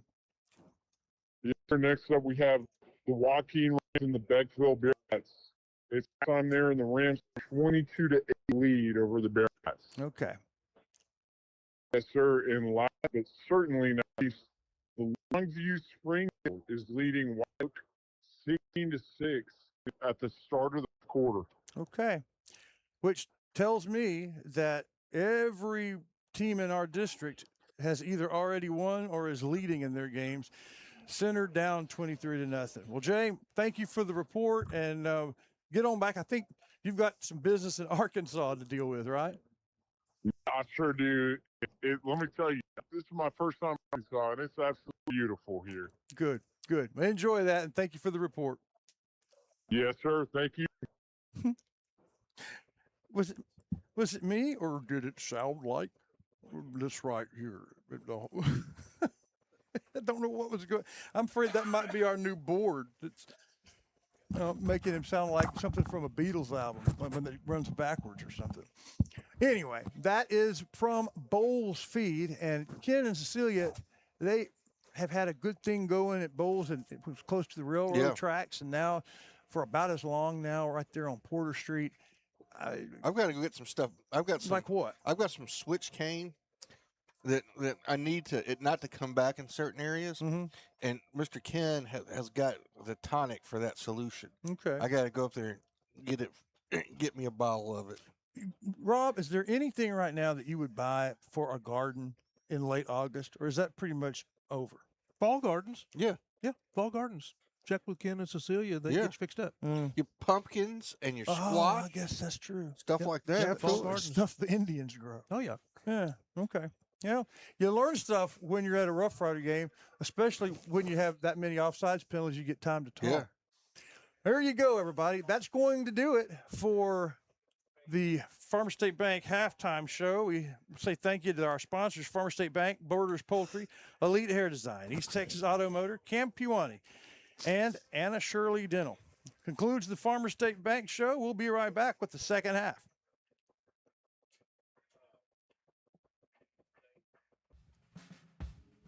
The team at McAdams Propane is committed to fueling generations of East Texans, and the work Billy Bob and Lisa McAdams started is growing under Josh's leadership. What began in Center has grown into Livingston and Marshall, Henderson and Carthage. For propane, it's McAdams.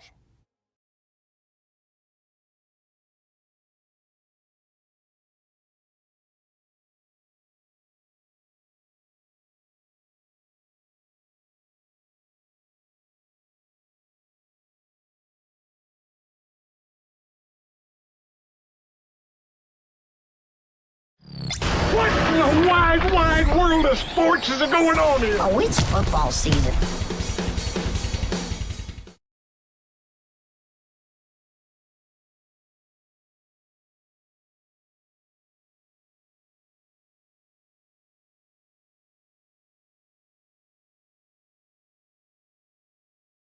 Everybody, welcome back. We get ready for the second half. What's going on, Chris Wallington? Well, we ran out of time here at the stadium to do the trivia, and my phone's blowing up with people answering the trivia questions. They just played it, and I wasn't listening. I was broadcasting. I want to give Michaela a call back. As our student reporter, her job was to talk to the coach and then also tell us anything else that was on her mind here as we begin the half. Michaela, are you there? Yes, I am, Watlington. Okay. Well, in addition to talking to Coach, which you did a good job, what else has caught your eye in the first half and halftime? So it wasn't necessarily enough, but Hector noticed that the renditions full rain played today, one of them being Dalton, who is now deceased. However, you'll notice on the boots wearing pink bows in memory of Dalton. What was that last thing you said? Pink bows? Yeah, Shells are wearing pink bows in their boots in memory of Parton. Oh, okay. That's cool. Hey, good eye there, Michaela. Thank you for joining us on this game one. Thank you. All right, now it's time for our Shelby Savings Bank kickoff. We'll see the Rough Riders kick off for the first time tonight. And as we do that, I want the counselor to think about his Ray Jones keys for the second half. The kickoff is caught, hit the ground, and then picked back up at the 25-yard line by the Vandals. That's where they'll start as we start the third quarter here in Rough Rider Stadium. Turner Jones with the fielding the kickoff. So, counselor, Ray Jones Chevrolet keys to the second half. I'm going to agree with the Colonel. Okay. I think we have to go out and just play more fundamentally sound. I mean, we need to go out on defense. We obviously need to get a stop, but I think we need to wrap up and tackle a very tough running back. Well, the defense is ready, and the Vandals are in the shotgun. Hinch hands off to one, comes around the right side, 30, 35, 40-yard line, and 45. Midfield, cuts it back in, does not step out of bounds, cuts it back into the field as he crosses midfield. Has a very nice run to the Rider 46-yard line. Now, interestingly, there's a flag on the play way back. It was thrown very late by the referee himself. And so and it's coming back. That's got to be disappointing to the Vandals. Mr. Whitehat is going to talk to us here. Tell us about that penalty. A late flag. He threw it late. It might have been something he might have saw some sort of or had to blocking think infraction. about. Now Mr. Whitehat's visiting with the umpire.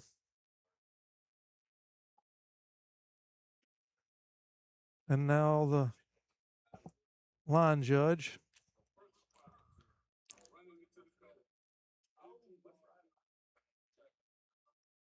So personal foul running into the coach. Coach? Is that what he said? That's what he said. Have you ever heard that before? They're explaining. Running into the coach. Yeah, when I was in 8th grade, Kevin Jones. Yeah, that's true. But Washington, when I was in 8th grade, Kevin Jones, Center Motor Company, tackled the opposing coach on a punt on purpose. Accidentally. And was there a penalty? I don't recall. Okay. It was like 8th grade. Yeah. All right, so now we've got the referees pointing to where the ball was going to be spotted from, and then a 15-yard penalty from there. This one's had a little on the penalty front. This game's kind of had a little bit of everything. Yeah, and this we may be cruising for a record in penalties. All right, so from the 33-yard line, that's where it'll be first down.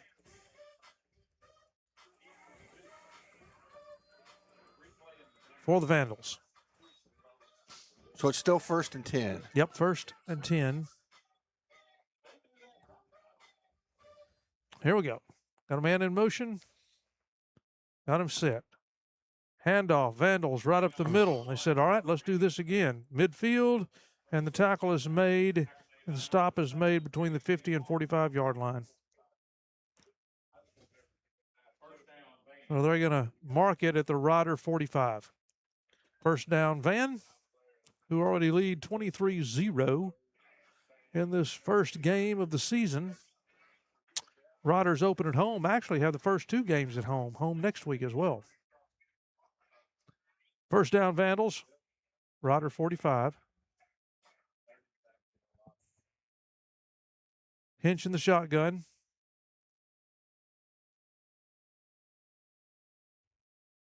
Snap, turns to throw right. Ball is caught at the 39-yard line and then scrambles out of bounds quickly. So about 3 yards short of the first down. 6-yard pickup, 2nd and 4. So at the break, the trivia question that you can play at home, we know the winner, but we'll let you think on it for a while after this second down play. 2nd down and 4. 2 receivers left, 1 to the right, 1 back. Snap, handoff up the middle. That's Jones. Jones gets to the 35 and changes his direction, heads left, and is tackled at the 31. The direction change made the difference. Did. First down. The question was, this is Jack Alvarez's, the beginning of the Jack Alvarez era. But over the last 12 years, there have been 4 other coaches that began their era. So a lot of changes in that 12-year period. Who were those coaches? The last 4 coaches before Alvarez. And we have a winner, but before we announce it, I'll let you think on that. First down from the Rider 31-yard line. spread the field, hitch pass, caught behind the line of scrimmage. Number 7 for the Vandals, and gets up to the 25.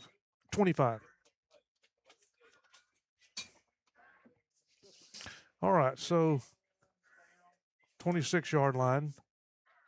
Second down, 5-yard gain, second down and 5.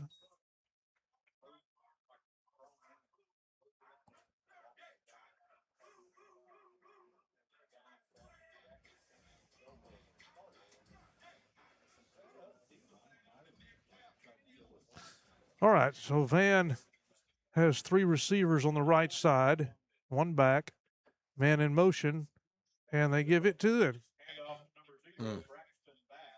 Bass up to the 14-yard line. First down for the Vandals inside the Rider 15.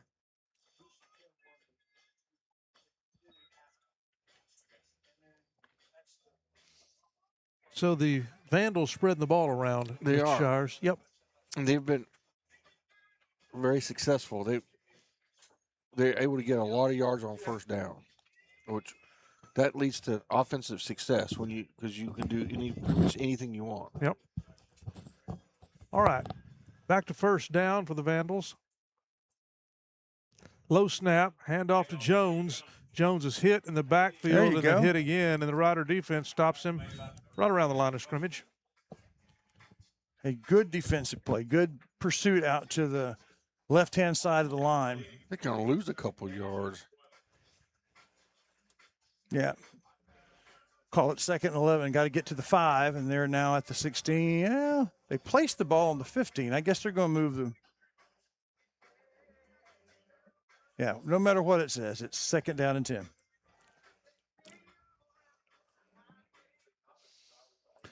Twin receivers either way. Quarterback's going to keep it. Good ball handling. Fake the handoff, and the quarterback's headed towards the end zone and maybe a yard short. Gets down inside the Chris Mayfield State Farm red zone where they've been, well, down to 1. 4 other times. Mm-hmm. 3 touchdowns and a field goal. Well, this is tough for any defense on 1st and goal from that close. That's a tall order. 1st and goal from the 1. Jones stutter steps, picks his hole, has patience, and good stutter. Squirts in. All right. Vandals score on a 1-yard touchdown run here in the 3rd quarter.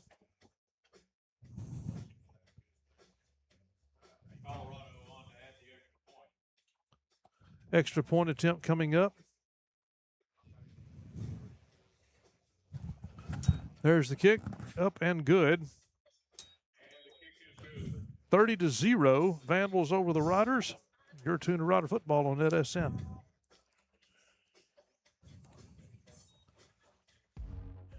Batters Law Firm is your first choice in personal injury law.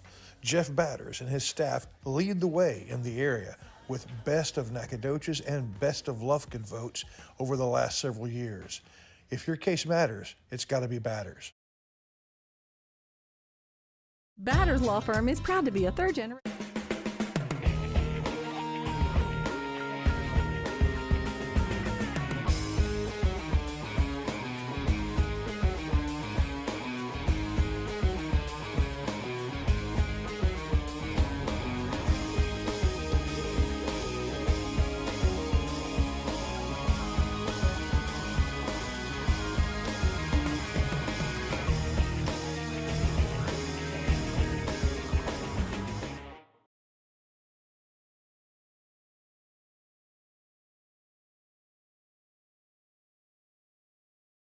Right here. All right, here is the Chevy Savings Bank kickoff. Uh-oh, he has to fall on the football. Looks like that's happened twice in the second half, one for each team. Right. The Riders field the kickoff. The ball hits the ground, and then they pick it back up. And so the Riders will have the ball at their own 26-yard line to start out this series here in the second half. Ladies and gentlemen, during halftime, we had I don't really know what happened, but we had a problem with our camera. The secondary camera was not being manned. I was busy calling the band. That's, on the microphone.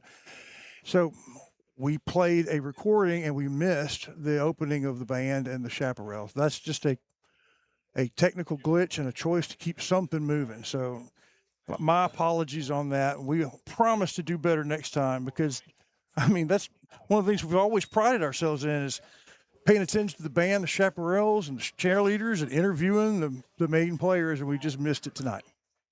First down for the Riders, 2 backs. And Barnes with the ball, with the carry, and is up to about a 8-yard play. We do have a new quarterback in the game. That number 8. And Joseph Mitchell. He had good reps last week, didn't he, Shine? He did. He when he was in the game, good things happen. All right, Easton's in a tailback, it looks like. And Wolf is at tailback. And looks like there's a fumbled exchange maybe between the center and the quarterback on that play. Riders pick it back up, so it drops them back to 3rd and 5. Shires, I wasn't listening to Gregory and his analysis. What did he say about the offensive line play? Anything specific? He just said that they had to stay on their blocks. He just felt like we were just an overall just lethargic start, kind of like how it was the first part of the scrimmages. All right, on 3rd and 5. Handoff right up the middle. Easton Wolf running the ball. How about that? And gains back about 2.5 of those yards. 4th down and 2, 4th and 3, 4th and 2. It makes them consider going for it when you're that close. No, I And think 30 I think points we have down. to. Yeah, and I wonder if Wolf is excited about being a tailback. It's pretty neat. Good enough to do it. A really talented athlete.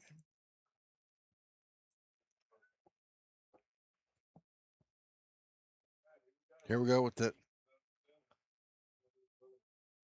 So it looks like Wolf was under center that time and quarterback push and sneak, but they had to get up to the 36-yard line and did not.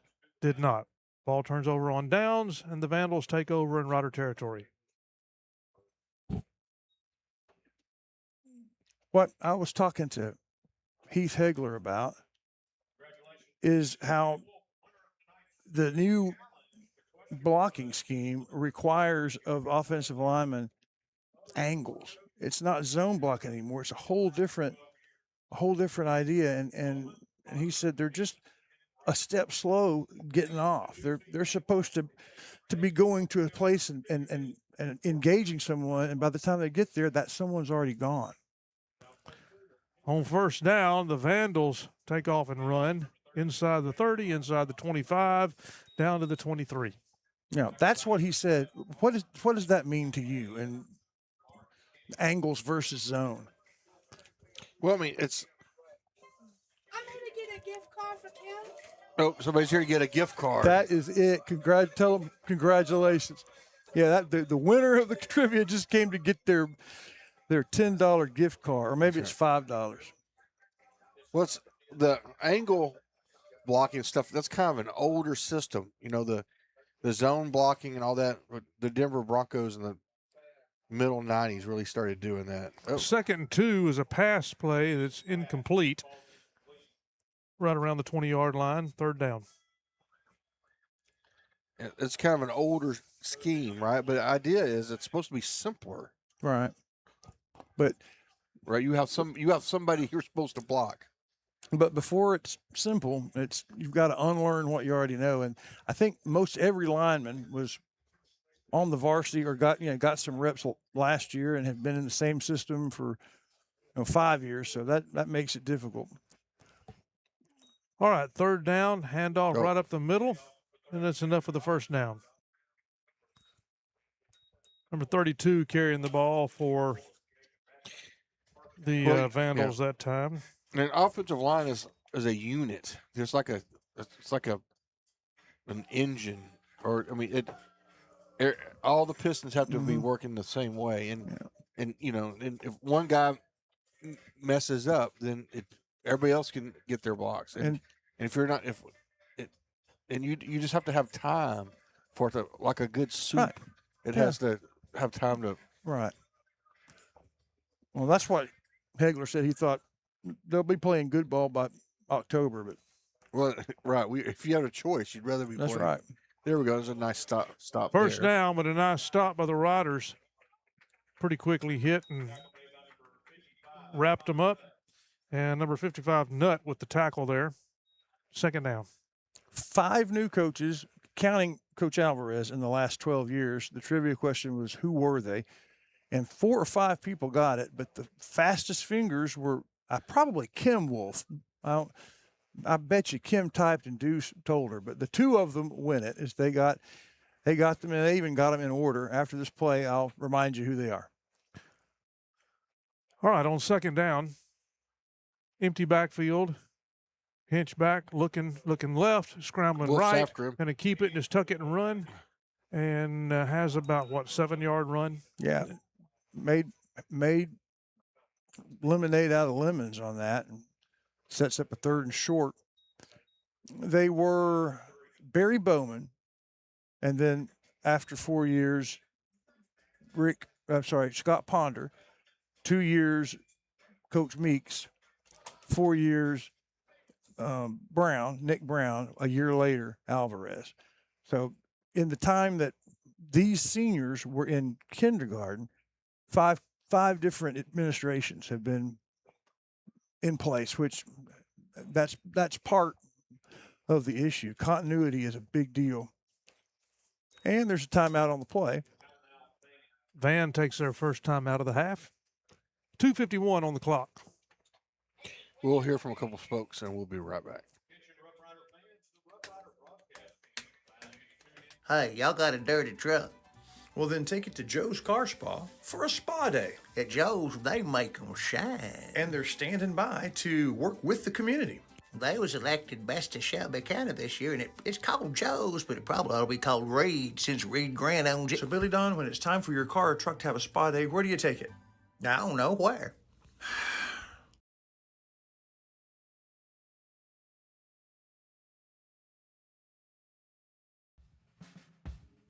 The team at McAdams Propane is committed to fueling generations of East Texans. And the work Billy Bob and Lisa McAdams started is growing under Josh's leadership. What began in Center has grown into Livingston and Marshall, Henderson and Carthage. For propane, it's McAdams.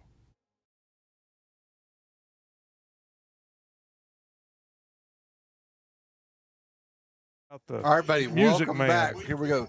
2:51 to go here. It's going to be 3rd down and 3 after the timeout called by Van. If you're Van, you start thinking about getting some other guys with some reps here before too much. Yeah. Go ahead and make this score, and then. Yeah. All right, 3rd down and 3. Hand off to Jones. Jones comes in, turns out right, and scampers into the end zone. Gets around the corner and scores. Yep. I don't know if that's what that was meant to do, but it sure worked. I don't think so. I think the initial hole was closed, but he got around. The containment wasn't there, and it was a foot race, and he won it. So 36-0 on the Alvarez debut. And not surprising that we're on the slow end of this, because it's a completely new system, but you wanted to see a few sparks here and there, and they've been few and far between. Extra points good. 37-0 at 2:44 in the 3rd quarter. We'll be back to the ranch.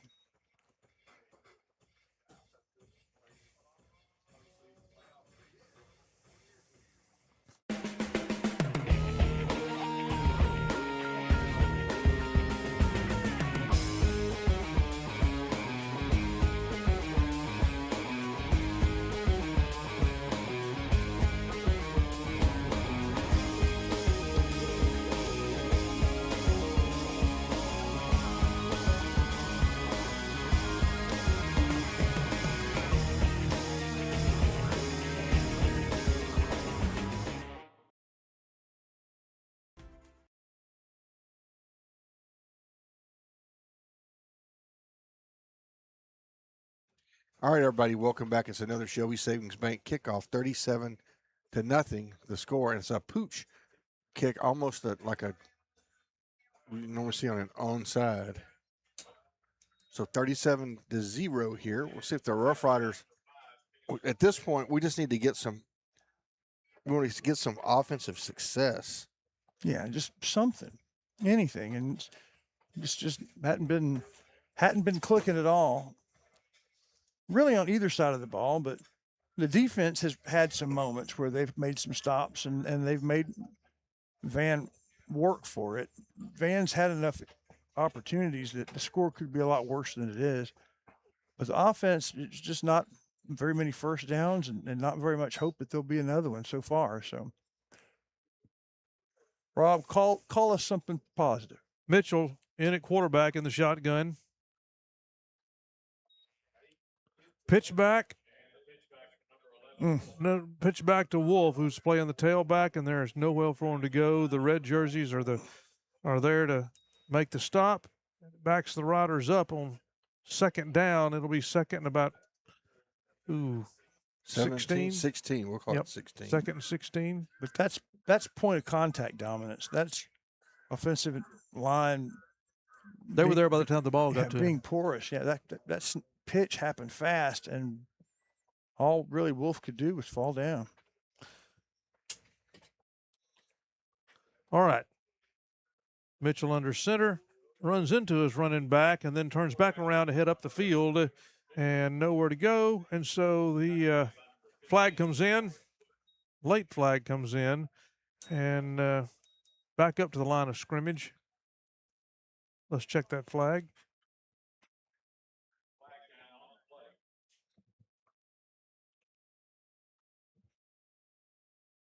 Minute 54 to go in the third quarter.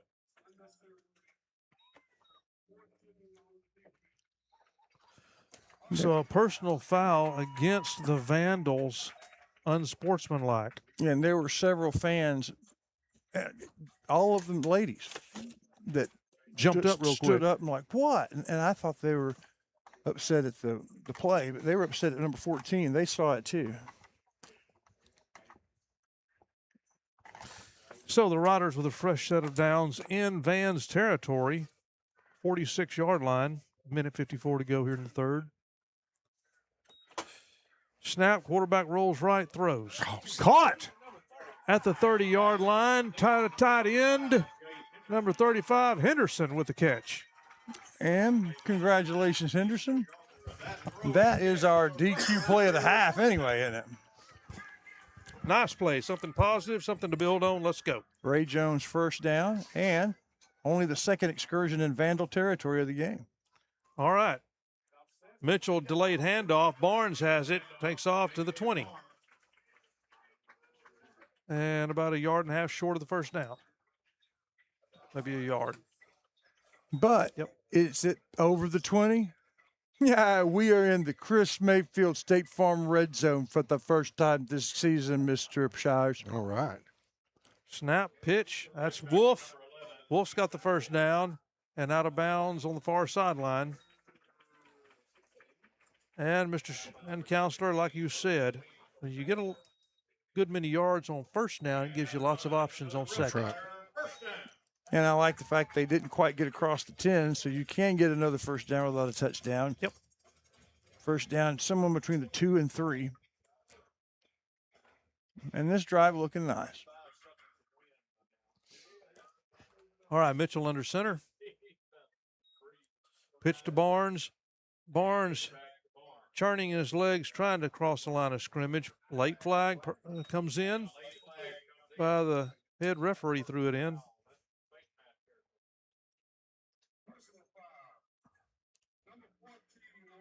Wow, second in a row, number 14. And I think he is disqualified from the remainder of this action. I saw the head referee throw the flag in, and then number 14 is ejected from the game. He is done for the evening. So a small victory there for the Rough Riders, that the referees were paying attention to someone that wasn't playing nice. But that's good for Yeah, two first downs and about 20 yards, 27 yards on this drive. Whatever it was, it wasn't terribly egregious to look like, but hey, we're not down there. All right, first down after the penalty at the 13-yard line. Once again, like you said, Watson, we can still pick up a first down before we're required to get into the end zone.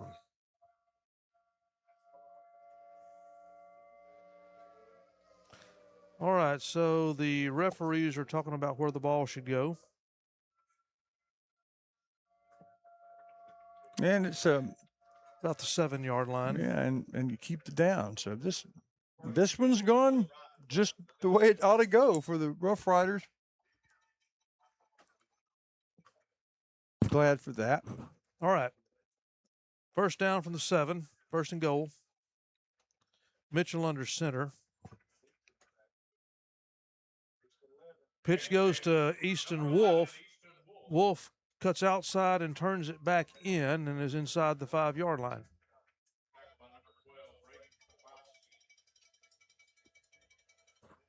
Second and goal from the 4.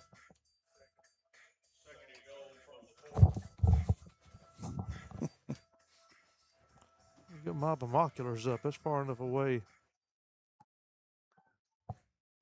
Yeah, you kind of need to see some detail. All right, handoff to Wolf again, who is grabbed as soon as he gets the ball and spun around, but gets further, gets closer to the end zone, up to about the 2.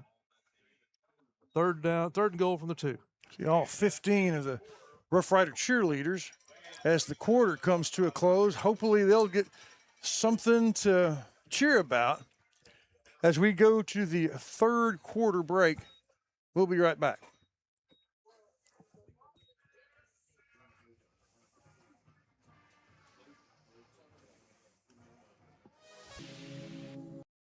Friday night in East Texas? Don't miss a second. With Northeast Texas Sports Network, watch live games, follow your teams, and get instant alerts when the score changes or your team goes live. At the game, post score updates for fans. Join forums, make your pick'em picks, and track playoff brackets all in one place. The best part? It's completely free. NETSN, Northeast Texas Sports Network. Download today on the Apple App Store or Google Play Store.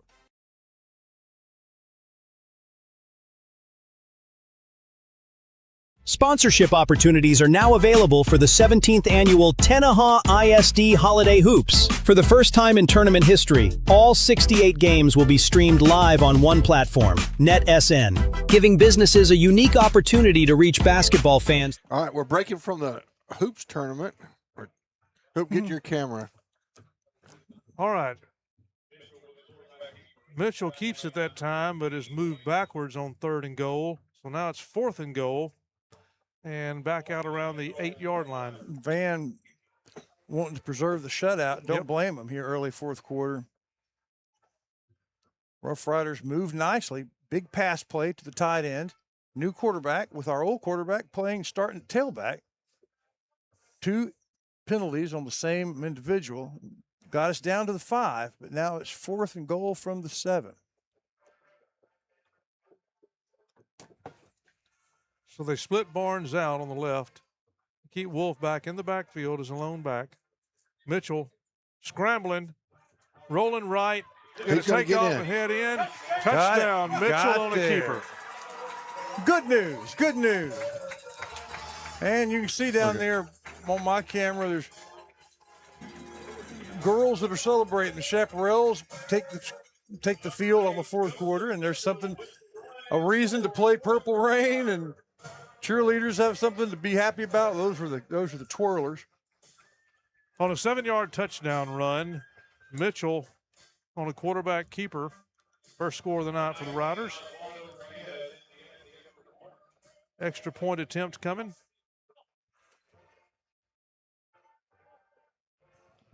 And the kick is up and good. Adds one more. Oswaldo Reyes, a junior with the Riders, makes the extra point. Riders 7, Vandals 37. You're tuned to Rider Football on NETSN.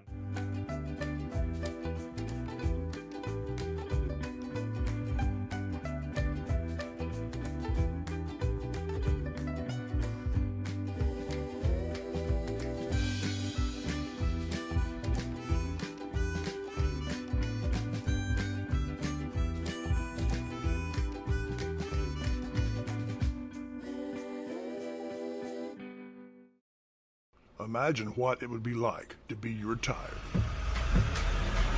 That's not good, man. Watch where you're going. It ain't easy work, so you don't want to trust it to just any old tire.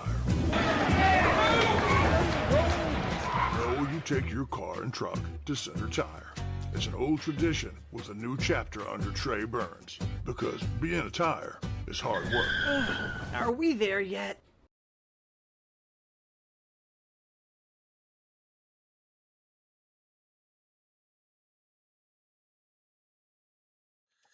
All right, everybody. Now, finally, a great Shelby Savings Bank kick. Yeah, the kind you like, where the Rough Riders doing the kicking. And as we went to break, Counselor, there was a penalty that's going to help us further.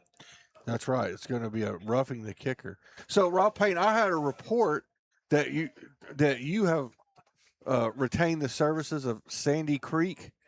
Yeah. To construct some sort of.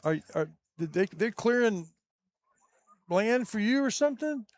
Or something? Yeah. Oh, okay. Never mind. Yeah. Are they doing a good job? Yes. Really good. They've cleared some property that we hadn't had cleared in a long time, and it looks really good. They did a good job. Yeah, well, we play their ads every now and then. But it's a Piney Woods. Yeah, they're. I just thought I'd give them a shout out. Yeah, because Wayne's Nice good work. people and his Professionals and nice work. And they are absolute professionals. Carrie and the Shelbyville, they're one of the prime sponsors for Shelbyville tonight, which we were not reporting on their score because we'll get a call from Larry, but I don't know how that game's going. Have you seen it on the scroll? Oh no, Larry's not doing. No, is Shelbyville playing Sabine? Yeah, they're playing Sabine tonight. And they had to drive away. Joaquin ahead of Beckville. St. Augustine lost last night. All right, after the Shelby Savings Bank kickoff, the Vandals take over on first down with 11:02 to go in the ball game. Vandals lead 37-7. Vandals going to keep it on the ground. Oh, taken away by Wolf. Taken away. Wolf on defense pulls the ball out of the hands of running back number 32. Give me that ball. Robinson, and the Riders have a big takeaway here in the early moments of the fourth quarter. Yeah. Now that's a guy taking over a game. Is that him hopping away? He got his leg stepped on the way out, but it's the kind of thing his dad used to do. I mean, he'd make a big play at quarterback, and then there'd be a big hit or something, and the ensuing possession, and you'd look, Ben Wolf making that play too. He could just kind of take it. He didn't take over every game, of course, but he was capable of taking them over and did. Maybe a little too late in this game, but that's shades of 1996 and 7. All right. Riders bring the offense back out.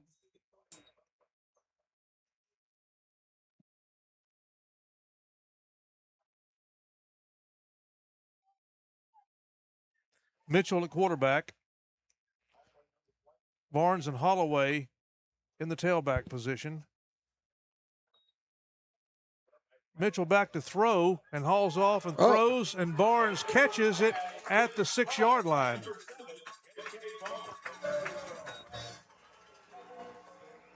And that's enough, almost enough for a first down. 9-yard pass. Nicely done. And Mitchell had to throw across the grain. Mm-hmm. Yep. Came back right and threw left. It'll be interesting to see if this is the lineup they want to pursue. Mitchell under center. And Mitchell's going to There it is. That's keep how the it play's supposed to work. and roll left. That was done well. and is down to the 1 yard line. Now there's a scramble with the ball. Riders retain possession. Yeah, a little bit of fire from the Rough Riders. You like to see that. Yep. Ray Jones first down in the Chris Mayfield State Farm red zone.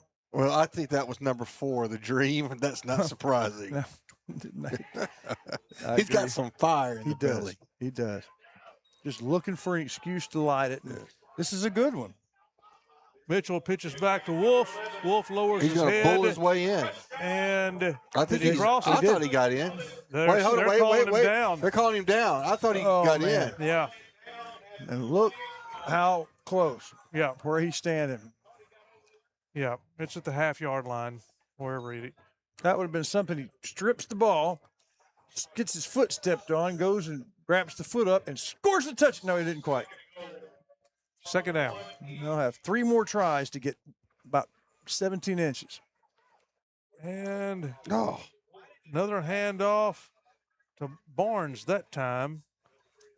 I'm sorry, number 1, Villegas.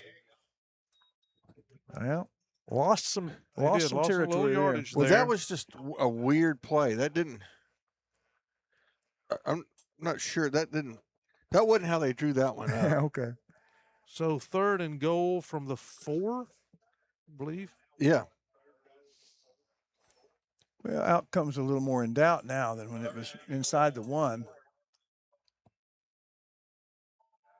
We're going to see. We got it on the collared cam. See if they come right at us. Good looking shot. All right, Wolf and Villegas in the backfield. Mitchell under center. 3rd and goal from the 4. Coach wanted a timeout. Yep. Did he get it? I don't know. Okay. Right before the play was snapped, Alvarez got the timeout. Wonder what that was about. He wants to score. Yeah. Okay. He's going to clarify how he wants to score. How are we doing on ads? Are we in good shape? I think so. Good deal. With all the penalties and stoppages, that's a good we're point. in good shape.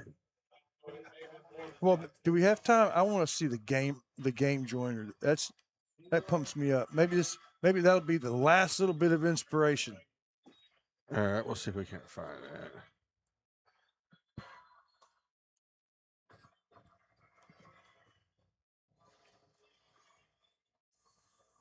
Check this out, Rob. Check this out. Well, we'll see if we got it. Oh, yeah.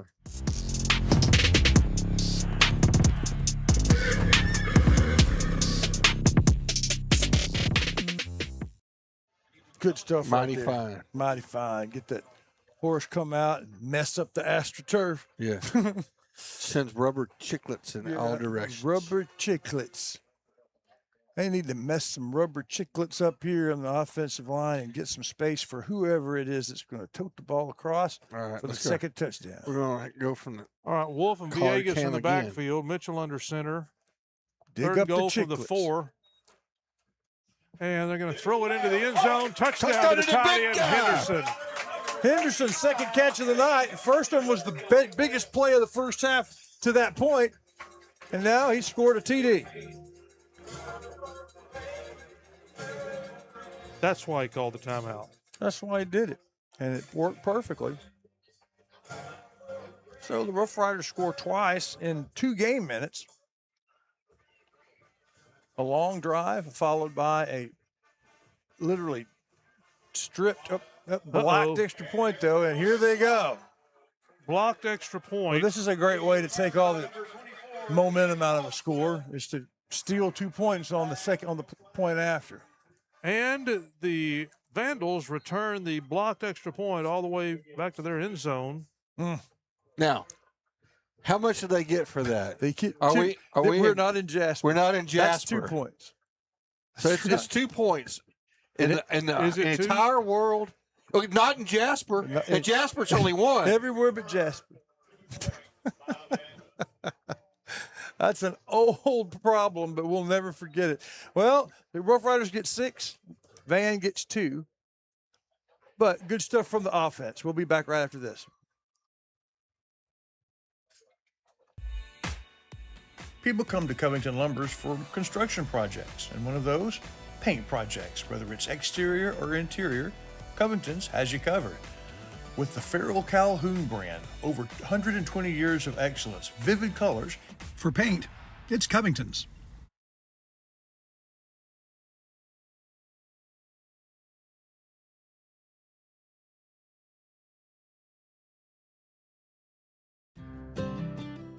Over the years, most of us have collected a lot of stuff, but where is all that stuff? Down home. So when it starts piling up, you go with Down Home Storage, climate-controlled place for your down home stuff.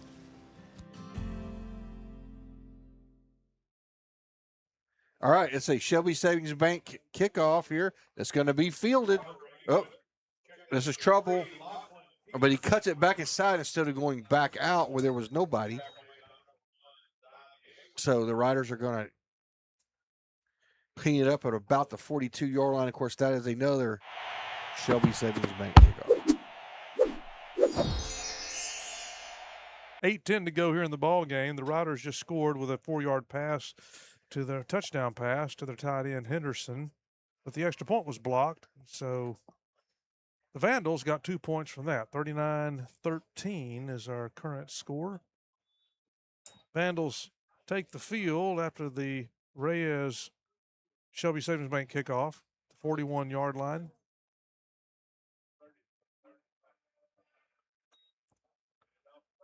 And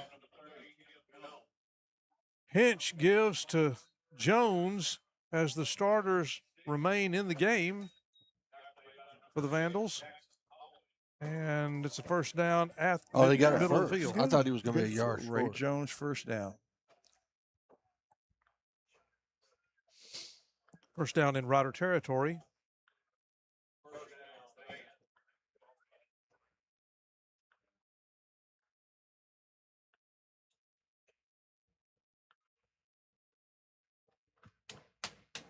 All right. Some surprising things going on around the area in other games. After this play, we'll visit about it. Vandals do get the snap off, and they hand off to Jones, and Jones is making a lot to the 40, to the 35, and inside the 35-yard line, another first down run by the Vandals. Tell you what, they have run that play and run that play and run that play, and I don't think it's not worked ever. Well, dance with the partner that brung you, and they're doing that. It's not a surprise that Pleasant Grove in our district, number 4 team in the state, is winning its opening game. But after this play, I'll tell you what's surprising about it. It's either they're really winning or they're barely winning. Mm-hmm. Raleigh Hinch, the quarterback, in the shotgun for the Vandals. It's interesting that he's still in there, and their second string guy's not getting any. Back to throw. Oh, it's a deep pretty ball pass. to the end zone. Nice and tipped play. away by Mitchell on defense. Does a nice job tipping it away. As good as Hinch is, he's not a particularly strong thrower. Right. His gifts come with decision-making, feet, And precision a short passes. Precision short passes, yeah. But his long ball just has too much air under it. But what a great play by Holloway. That was Mitchell, wasn't it? Oh, Mitchell, yeah, sorry. All right. Second down and 10.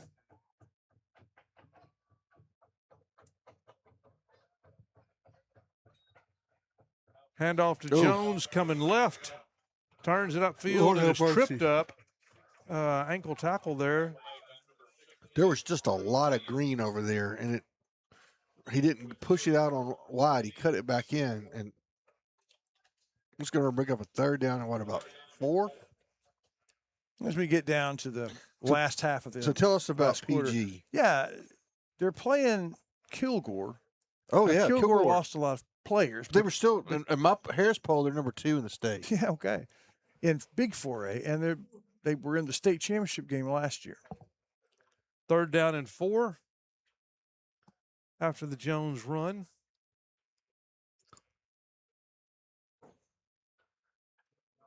Hand off again, coming right up the middle, first down, inside the 20. Would have been nice. They're inside the Chris Mayfield red zone, and there's a Van player not happy. His helmet got ripped off. There's no flag. And he'll have to come off the field. The late flag. Yeah. So they'll talk that over. And that's going to be on us, I'm afraid.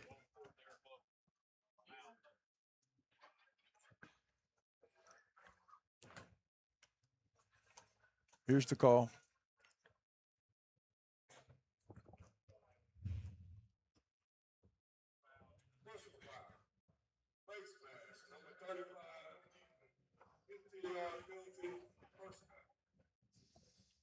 $15-yarder, which may be a half the distance sort of thing, but yeah, we put. So tell us about this situation. Yeah. While they're marking it off, Texarkana is beating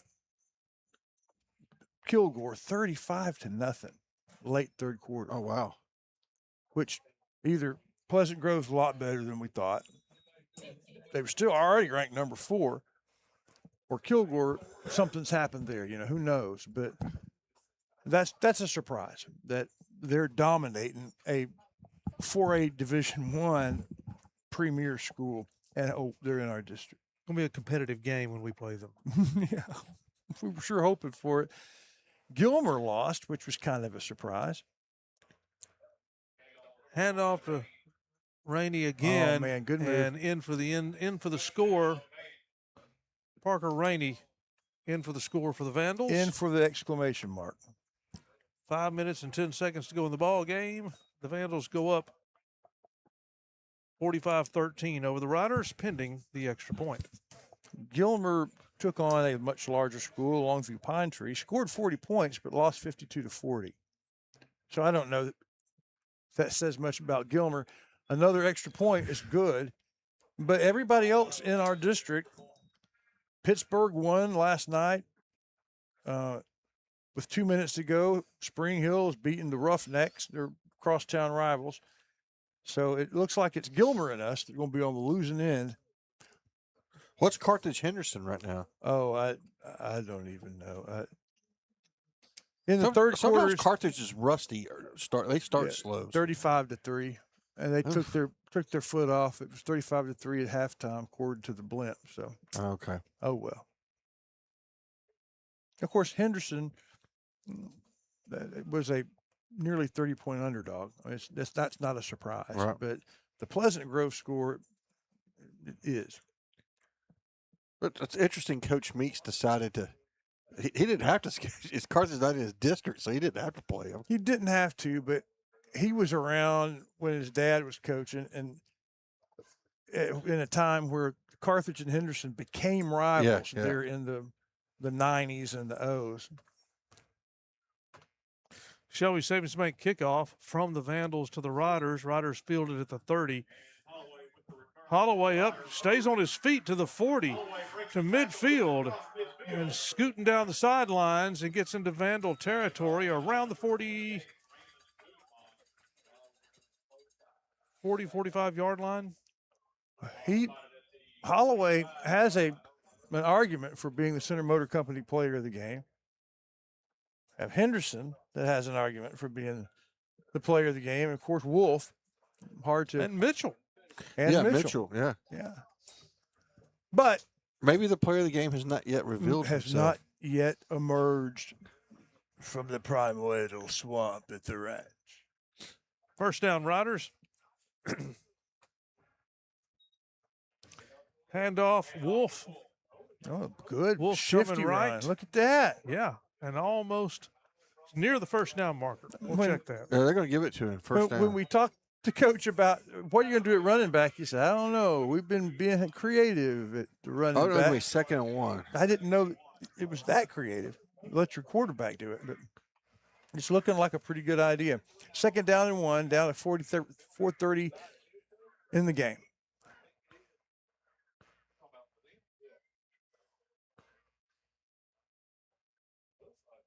Second down and 1 for the Riders. Mitchell hands off, and there's nowhere to go. The Vandals stop up the middle. He only needed a yard, but They're going to say he didn't. He didn't lose that much, did he? Barnes with the carry. I wouldn't think that. Unless you're going to count where he landed. Interesting. Yeah, that's a man on the sidelines says, No, put it back up here. Okay. Yeah. Okay. Yeah, That's back at the better. line of Thank scrimmage. you for that. Yeah. No gain, no loss. 3rd down and 1. Appreciate that. Mitchell under center. I thought he might have gotten enough to get the first because he really didn't need much at all. I believe that's Holloway in the backfield. Mitchell back to throw, good and play. his pressure Good move. hit, scrambling, and then throws on a sideline pass. Did he throw? Essentially throwing it away. He did throw, but he didn't throw and could have thrown the ball away. Why did he not? Because he knew as soon as that arm got back, he was going to knock that ball out. The pursuer was too close for his right arm to be the arm trailing him to go up. And so he kept it down until the last minute, threw it away, saved the yardage. 4th and 1, lived to try one more time. It was actually a pretty good zero decision play by that quarterback. All right, 4th and 1. Mitchell pitches back. Good move. And good play. 1st down by Villegas. Villegas found the hole, but the cutback was where the hole was. Sharply to his right, he makes it. 3 minutes and 17 seconds to go. It's about time to figure out what plumb crazy there is about tonight. What strikes you as plumb crazy? Think on that, and when we get close to the 2-minute warning, we'll elect our plumb crazy moment. Ray Jones 1st down. Mitchell scrambling on a bootleg to the right, throws to Wolf. Wolf has it. And Wolf stays in bounds rather than running out of bounds, turns it back in, and is tackled around the 17. I'd say Ray Jones 1st down in the Chris Mayfield State Farm red zone. We'll take it. Showing life late.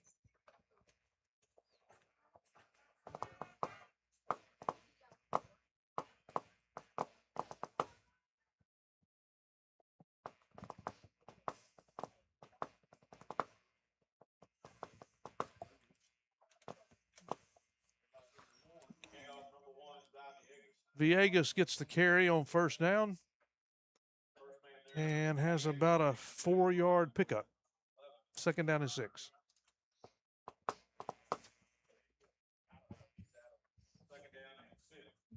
.216 to go in the ball game and counting. Hey, that was a 4-yard gain. That was more than I anticipated. Will they snap the ball before the 2-minute warning? That's something I've always wondered in pro games. Never really wondered in high school till this year. Oh, yes, they did. They got it off. Threw the ball, and the receiver went inside. Quarterback thought he was going outside. So that's what we'll have when we come back is a 3rd down and 6 with 2 minutes to go. Brought to you by our friends at Porticool. Let's see if we can. That didn't pull up for some reason. I don't know. It's been a crazy night, but we'll get it right there. There we go. It's time to cool off. It's the Porticool 2-minute warning.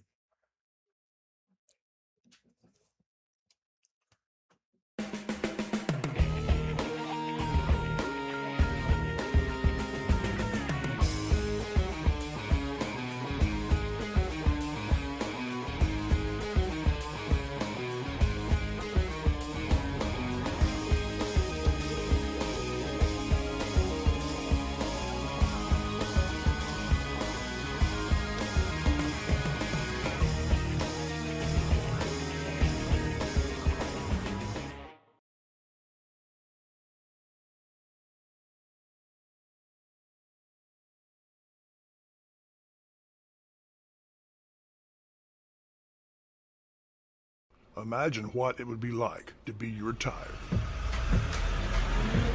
That's not good, man. Watch where you're going.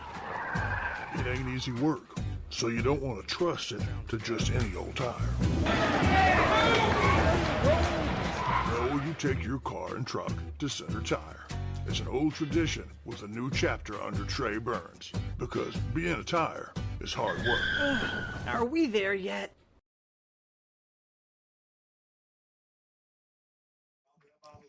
All right, we're back, folks. Easton gets the first down, and he gets down inside the 5, deep in the State Farm red zone. And the Rough Riders have a shot from about the 3-yard line for another touchdown. First and goal at the 3.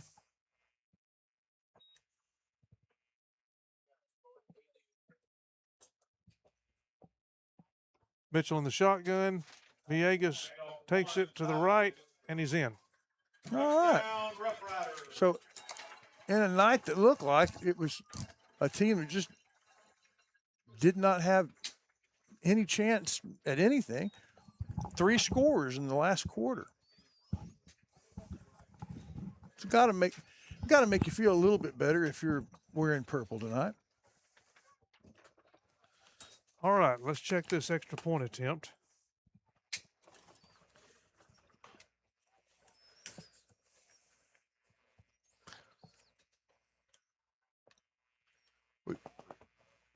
Okay, yeah, we're going for 2. 2-point conversion attempt.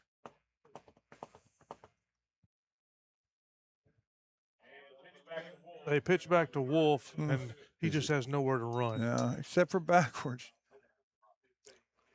So, 3 touchdowns, 19 points.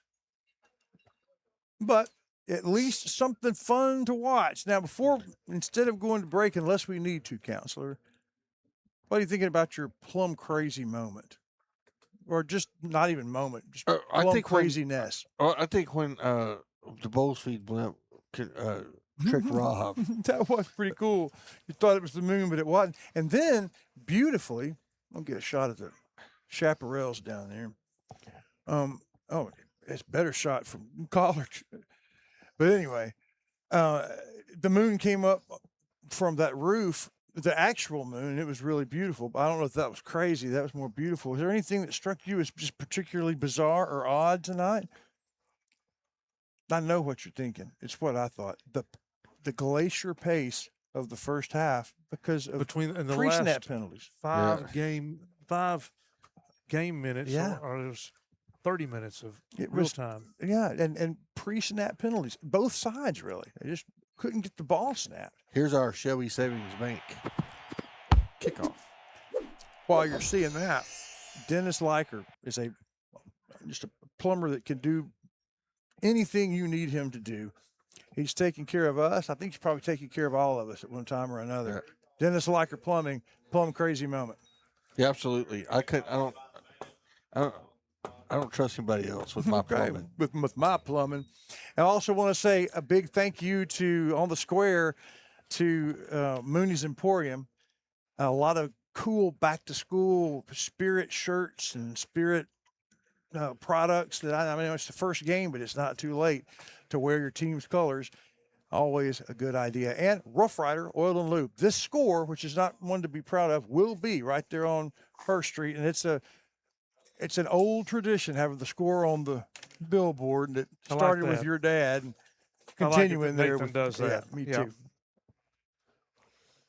All right, fair catch called for on the Shelby Savings Bank kickoff. The Vandals will start at their own 27-yard line with 1:36 to go in the game. Vandals lead 46-19. Backup quarterback is in now. Handoff coming right up the middle, and they do.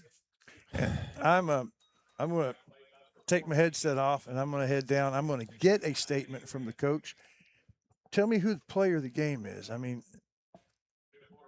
Henderson, the tight end, two tight end catches, one's a touchdown. Sure. Okay. He'll be delighted, I'm sure. I'll tell him about that. We're not going to get it live for several reasons, technical and just kind of emotional ones, but I don't want them to think we're ignoring them. So I'll be back up here when the post-game show is young. Inside a minute now. On 2nd down and 3. Out of the shotgun, handoff again. Just going to keep it on the ground and run the clock out. Yes. Robinson has the first down up to close to the 40-yard line. I don't think they have to snap it again. Yep, they'll do one more time. Yep.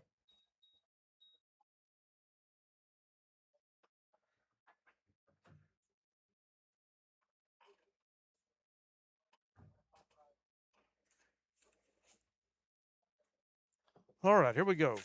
Final play of the game, barring penalties.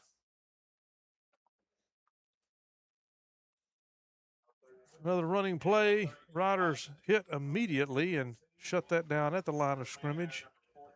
And that should be the last play of the game as the clock winds out. Final score from Rough Rider Stadium, 46 for the Vandals, 19 for the Rough Riders. And we thank you for tuning in to our broadcast of the football game. But the broadcast is not over. We invite you to stay tuned to the Aurora Concepts post-game show.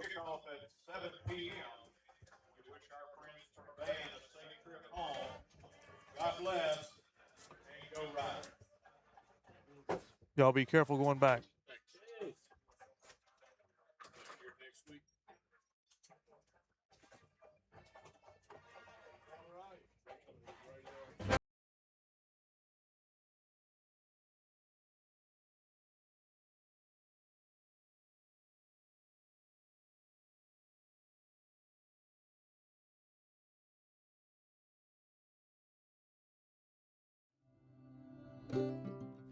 Center Motor Company. From whatever angle you look at it, you see Ford. Ford trucks, SUVs like the Bronco, and iconic cars like the Mustang. A legacy managed by Kevin Jones and created by Ray Jones. Center Motor Company on Hurst Street in Center.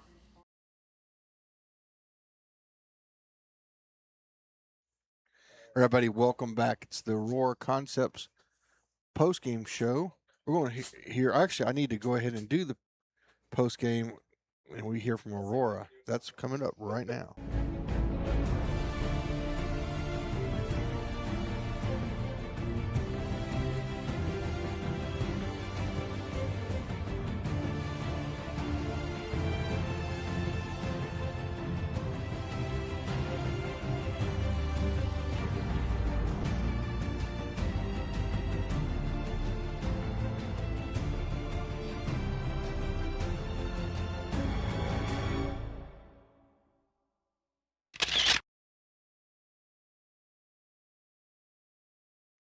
There we go. Now, something Welcome to back talk to the about.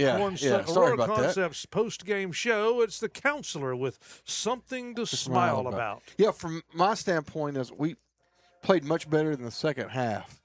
I thought more obviously some offensive success. We were able to put three touchdowns on the board, and defensively we did a better job of slowing them down. So, just you got to play a full 4 quarters, and I think more or less that Van really didn't make a whole lot of personnel change up in there. Not till the very end. Not a whole lot. Yep. So I don't know. This is a we're a young team. We'll talk more about this later, but I think we came out and finished strong tonight, and hopefully have a little momentum for next week. That is certainly something to smile about. And we'll be back for more Aurora Concepts post-game show right after this break.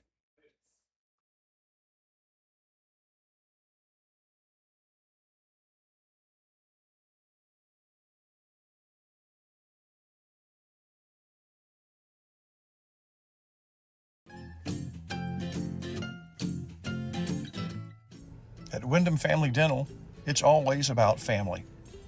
Their family welcomes you. Their family takes care of you. At Wyndham Family Dental, it comes down to this. If you have something to smile about, smile.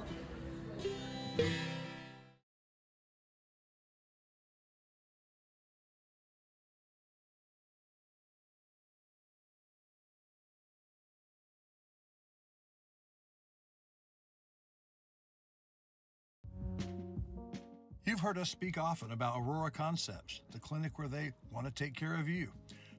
Well, a lot of patients have taken them up on that, and Dawn Barnes was recently voted the best nurse practitioner in Shelby County. So hop on in and see what the fuss is about at Aurora Concepts.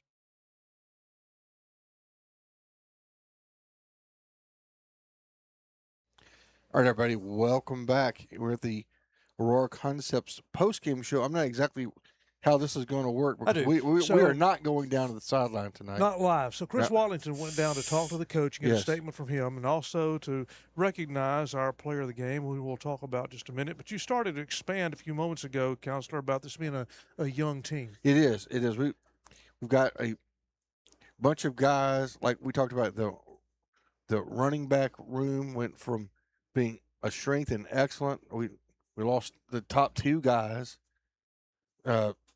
because of they moved out of the district. And just a lot of the guys on the defense, they're just young, and we really haven't found ourselves yet. And I think that's kind of what Chris Wallington and Coach Alvarez talked about. This team's got to kind of find itself. Find its identity. Yeah. And discover the best ways to use your personnel. Just Yeah, because yep. you come in thinking you're going to do it one way, Yep. then you have some personnel changes, and so you evaluate who you got where, which Yep. is we saw that in this game tonight. We in did. the offense. Yeah, we did. Yep. We Yep. moved Wolf out of the quarterback into the running back spot, and that seemed to really work. Where do you see Chris Wallington down there somewhere? If he's headed back up here yet. He hadn't caught my eye yet. So a good explanation of where this team is and what they're trying to do in the preseason. And we'll continue to talk about that story game by game. Yes. And it'll be interesting to see what happens personnel-wise. So, No, I feel extremely confident we're going to improve week by week and just, every game. I think we're going to see something that just gets markedly better. also, Chris Wallington went down to congratulate the player of the game. Who Number 30, our tight end, Oh, Mr. big Henderson, number 35, yes. who had 2 key receptions, one Yes. a huge reception and one a touchdown. Yeah. So he also punted and the so- ball in the end zone, remember? And that's right, he did, and some really good blocking during the game as well. So congratulations to him. Why don't we take another break and play a couple of sponsors, and we'll come back. We can do just that.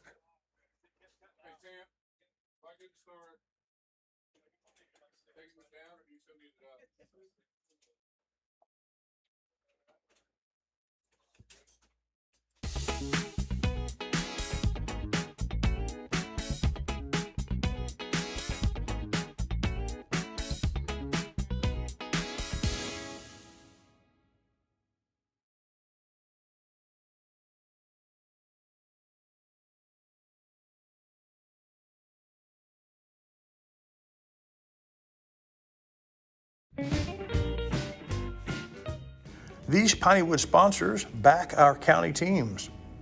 First National Bank in Tenaha backs the Tigers. Kay's Hardware in Joaquin backs the Rams. Rancho Grande in Timpson says go Bears. And Sandy Creek Land Enhancement is backing the Dragons. They support our county teams, and they also back the Riders.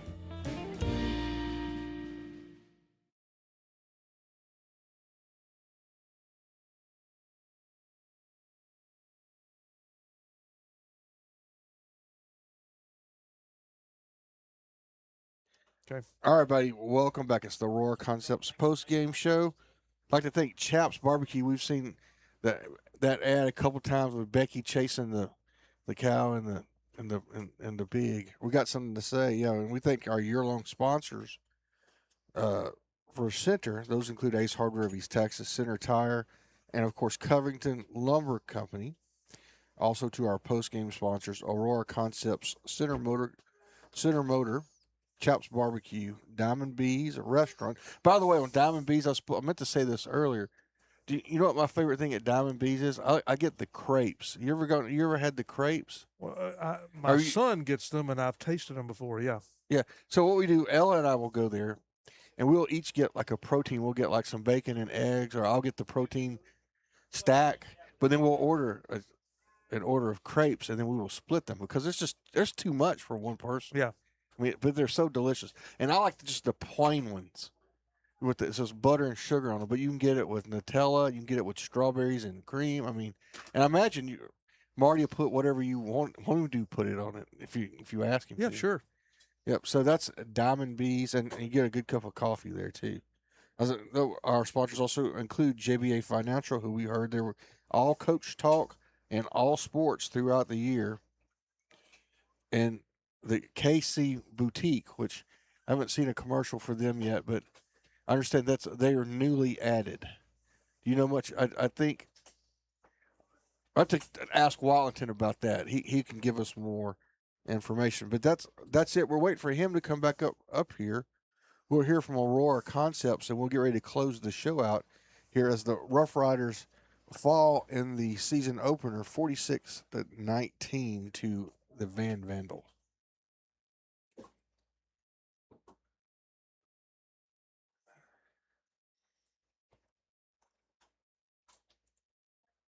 At Aurora Concepts, our team of doctors and advanced practice providers are highly trained and qualified in family medicine. We strive to provide our patients guidance towards the healthiest lifestyle possible. We offer a full spectrum of family medicine, including scheduled appointment, mobile vaccine units, sports physicals, and walk-in visits with no appointment. We accept all major insurances, including Medicaid and Medicare, and we also have the most competitive self-pay rates in the area. For highly trained expert care in East Texas, choose Aurora Concepts. Let us take care of you.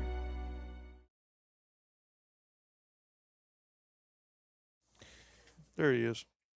All right, everybody, welcome back. It's our final segment, and Chris Wallington is quickly making his way up here back to the booth. Your final thoughts for the game tonight, Counselor? Kind of what I said before. I mean, I anticipate that we will improve substantially every week, and we'll get better as we kind of learn and figure out, like we talked about, figure out ourselves and what our identity is and what we're actually going to do. Because I don't think we know yet. And then this offensive line is just going to need more time to gel, and we'll and again when that happens, I think everything else is going to open back up pretty quickly.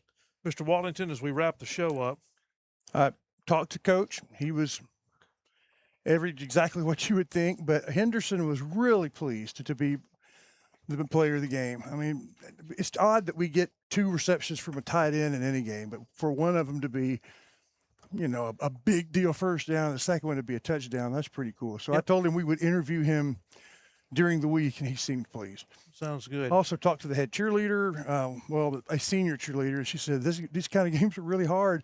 We just keep doing our job. I said, did anyone follow you? Anybody in the audience? She went, maybe a couple. So it's just a tough night, you know. And my final thoughts about what's going on in our district. Carthage finally gave up a touchdown. They were ahead 42-10 mid fourth quarter. Pleasant Grove piling it on, the defending state finalists, 42-0 against Kilgore. And Spring Hill holds on and beats White Oak, their Longview rivals, 39-34. And then Gilmer lost yesterday, and Pittsburgh won. So the district is 3-2. So looking ahead, for the last few years, next week's game would be against North DeSoto. It's not. Right. This year, we picked another random weird week 2. So this has a San Antonio school coming to Center. And they're coming to travel. Center. Yes. They're going to travel half the day to get to Center. Yeah. At least it's Labor Day weekend. Unless they fly. Maybe they will. But does that mean we're going to San Antonio next year? It means that San Antonio Cornerstone is coming here, and that's all we know. That's all we know. That's what we know. And so it's another home game next week. Yeah. We want y'all to tune in, and always come out and support the Riders if you can. But if not, tune into the broadcast. We appreciate that, what you do for us. And that's about it for the Aurora Concepts post-game show. We'd like to thank our pregame and halftime guests, Coach Alvarez and player Peyton Fountain. We also congratulate our Center Motor Company player of the game, Jaden Henderson. Tonight, the final score, the Center Rough Riders 19 and Van Vandals 46. All right, so as we look ahead to our new friend from San Antonio next week, what about Mondays, Wallington? After Labor Day, the counselor and Larry Pierce and I on this station at the pizzeria for the Coaches Show with Jack Alvarez. So now for Rob Payne, for sideline reporter Michaela Anderson, for Captain Jay Matney and the Bowles Feed Blimp, for Colonel Matt Gregory with our halftime analysis, and for the excellent camera work for Mauricio, bad to the bone Mauricio, in the box, and Dr. Randy Collar, who's equally bad to the bone on the field for the counselor. This is Chris Wallington saying so long from beneath the Friday Night Lights.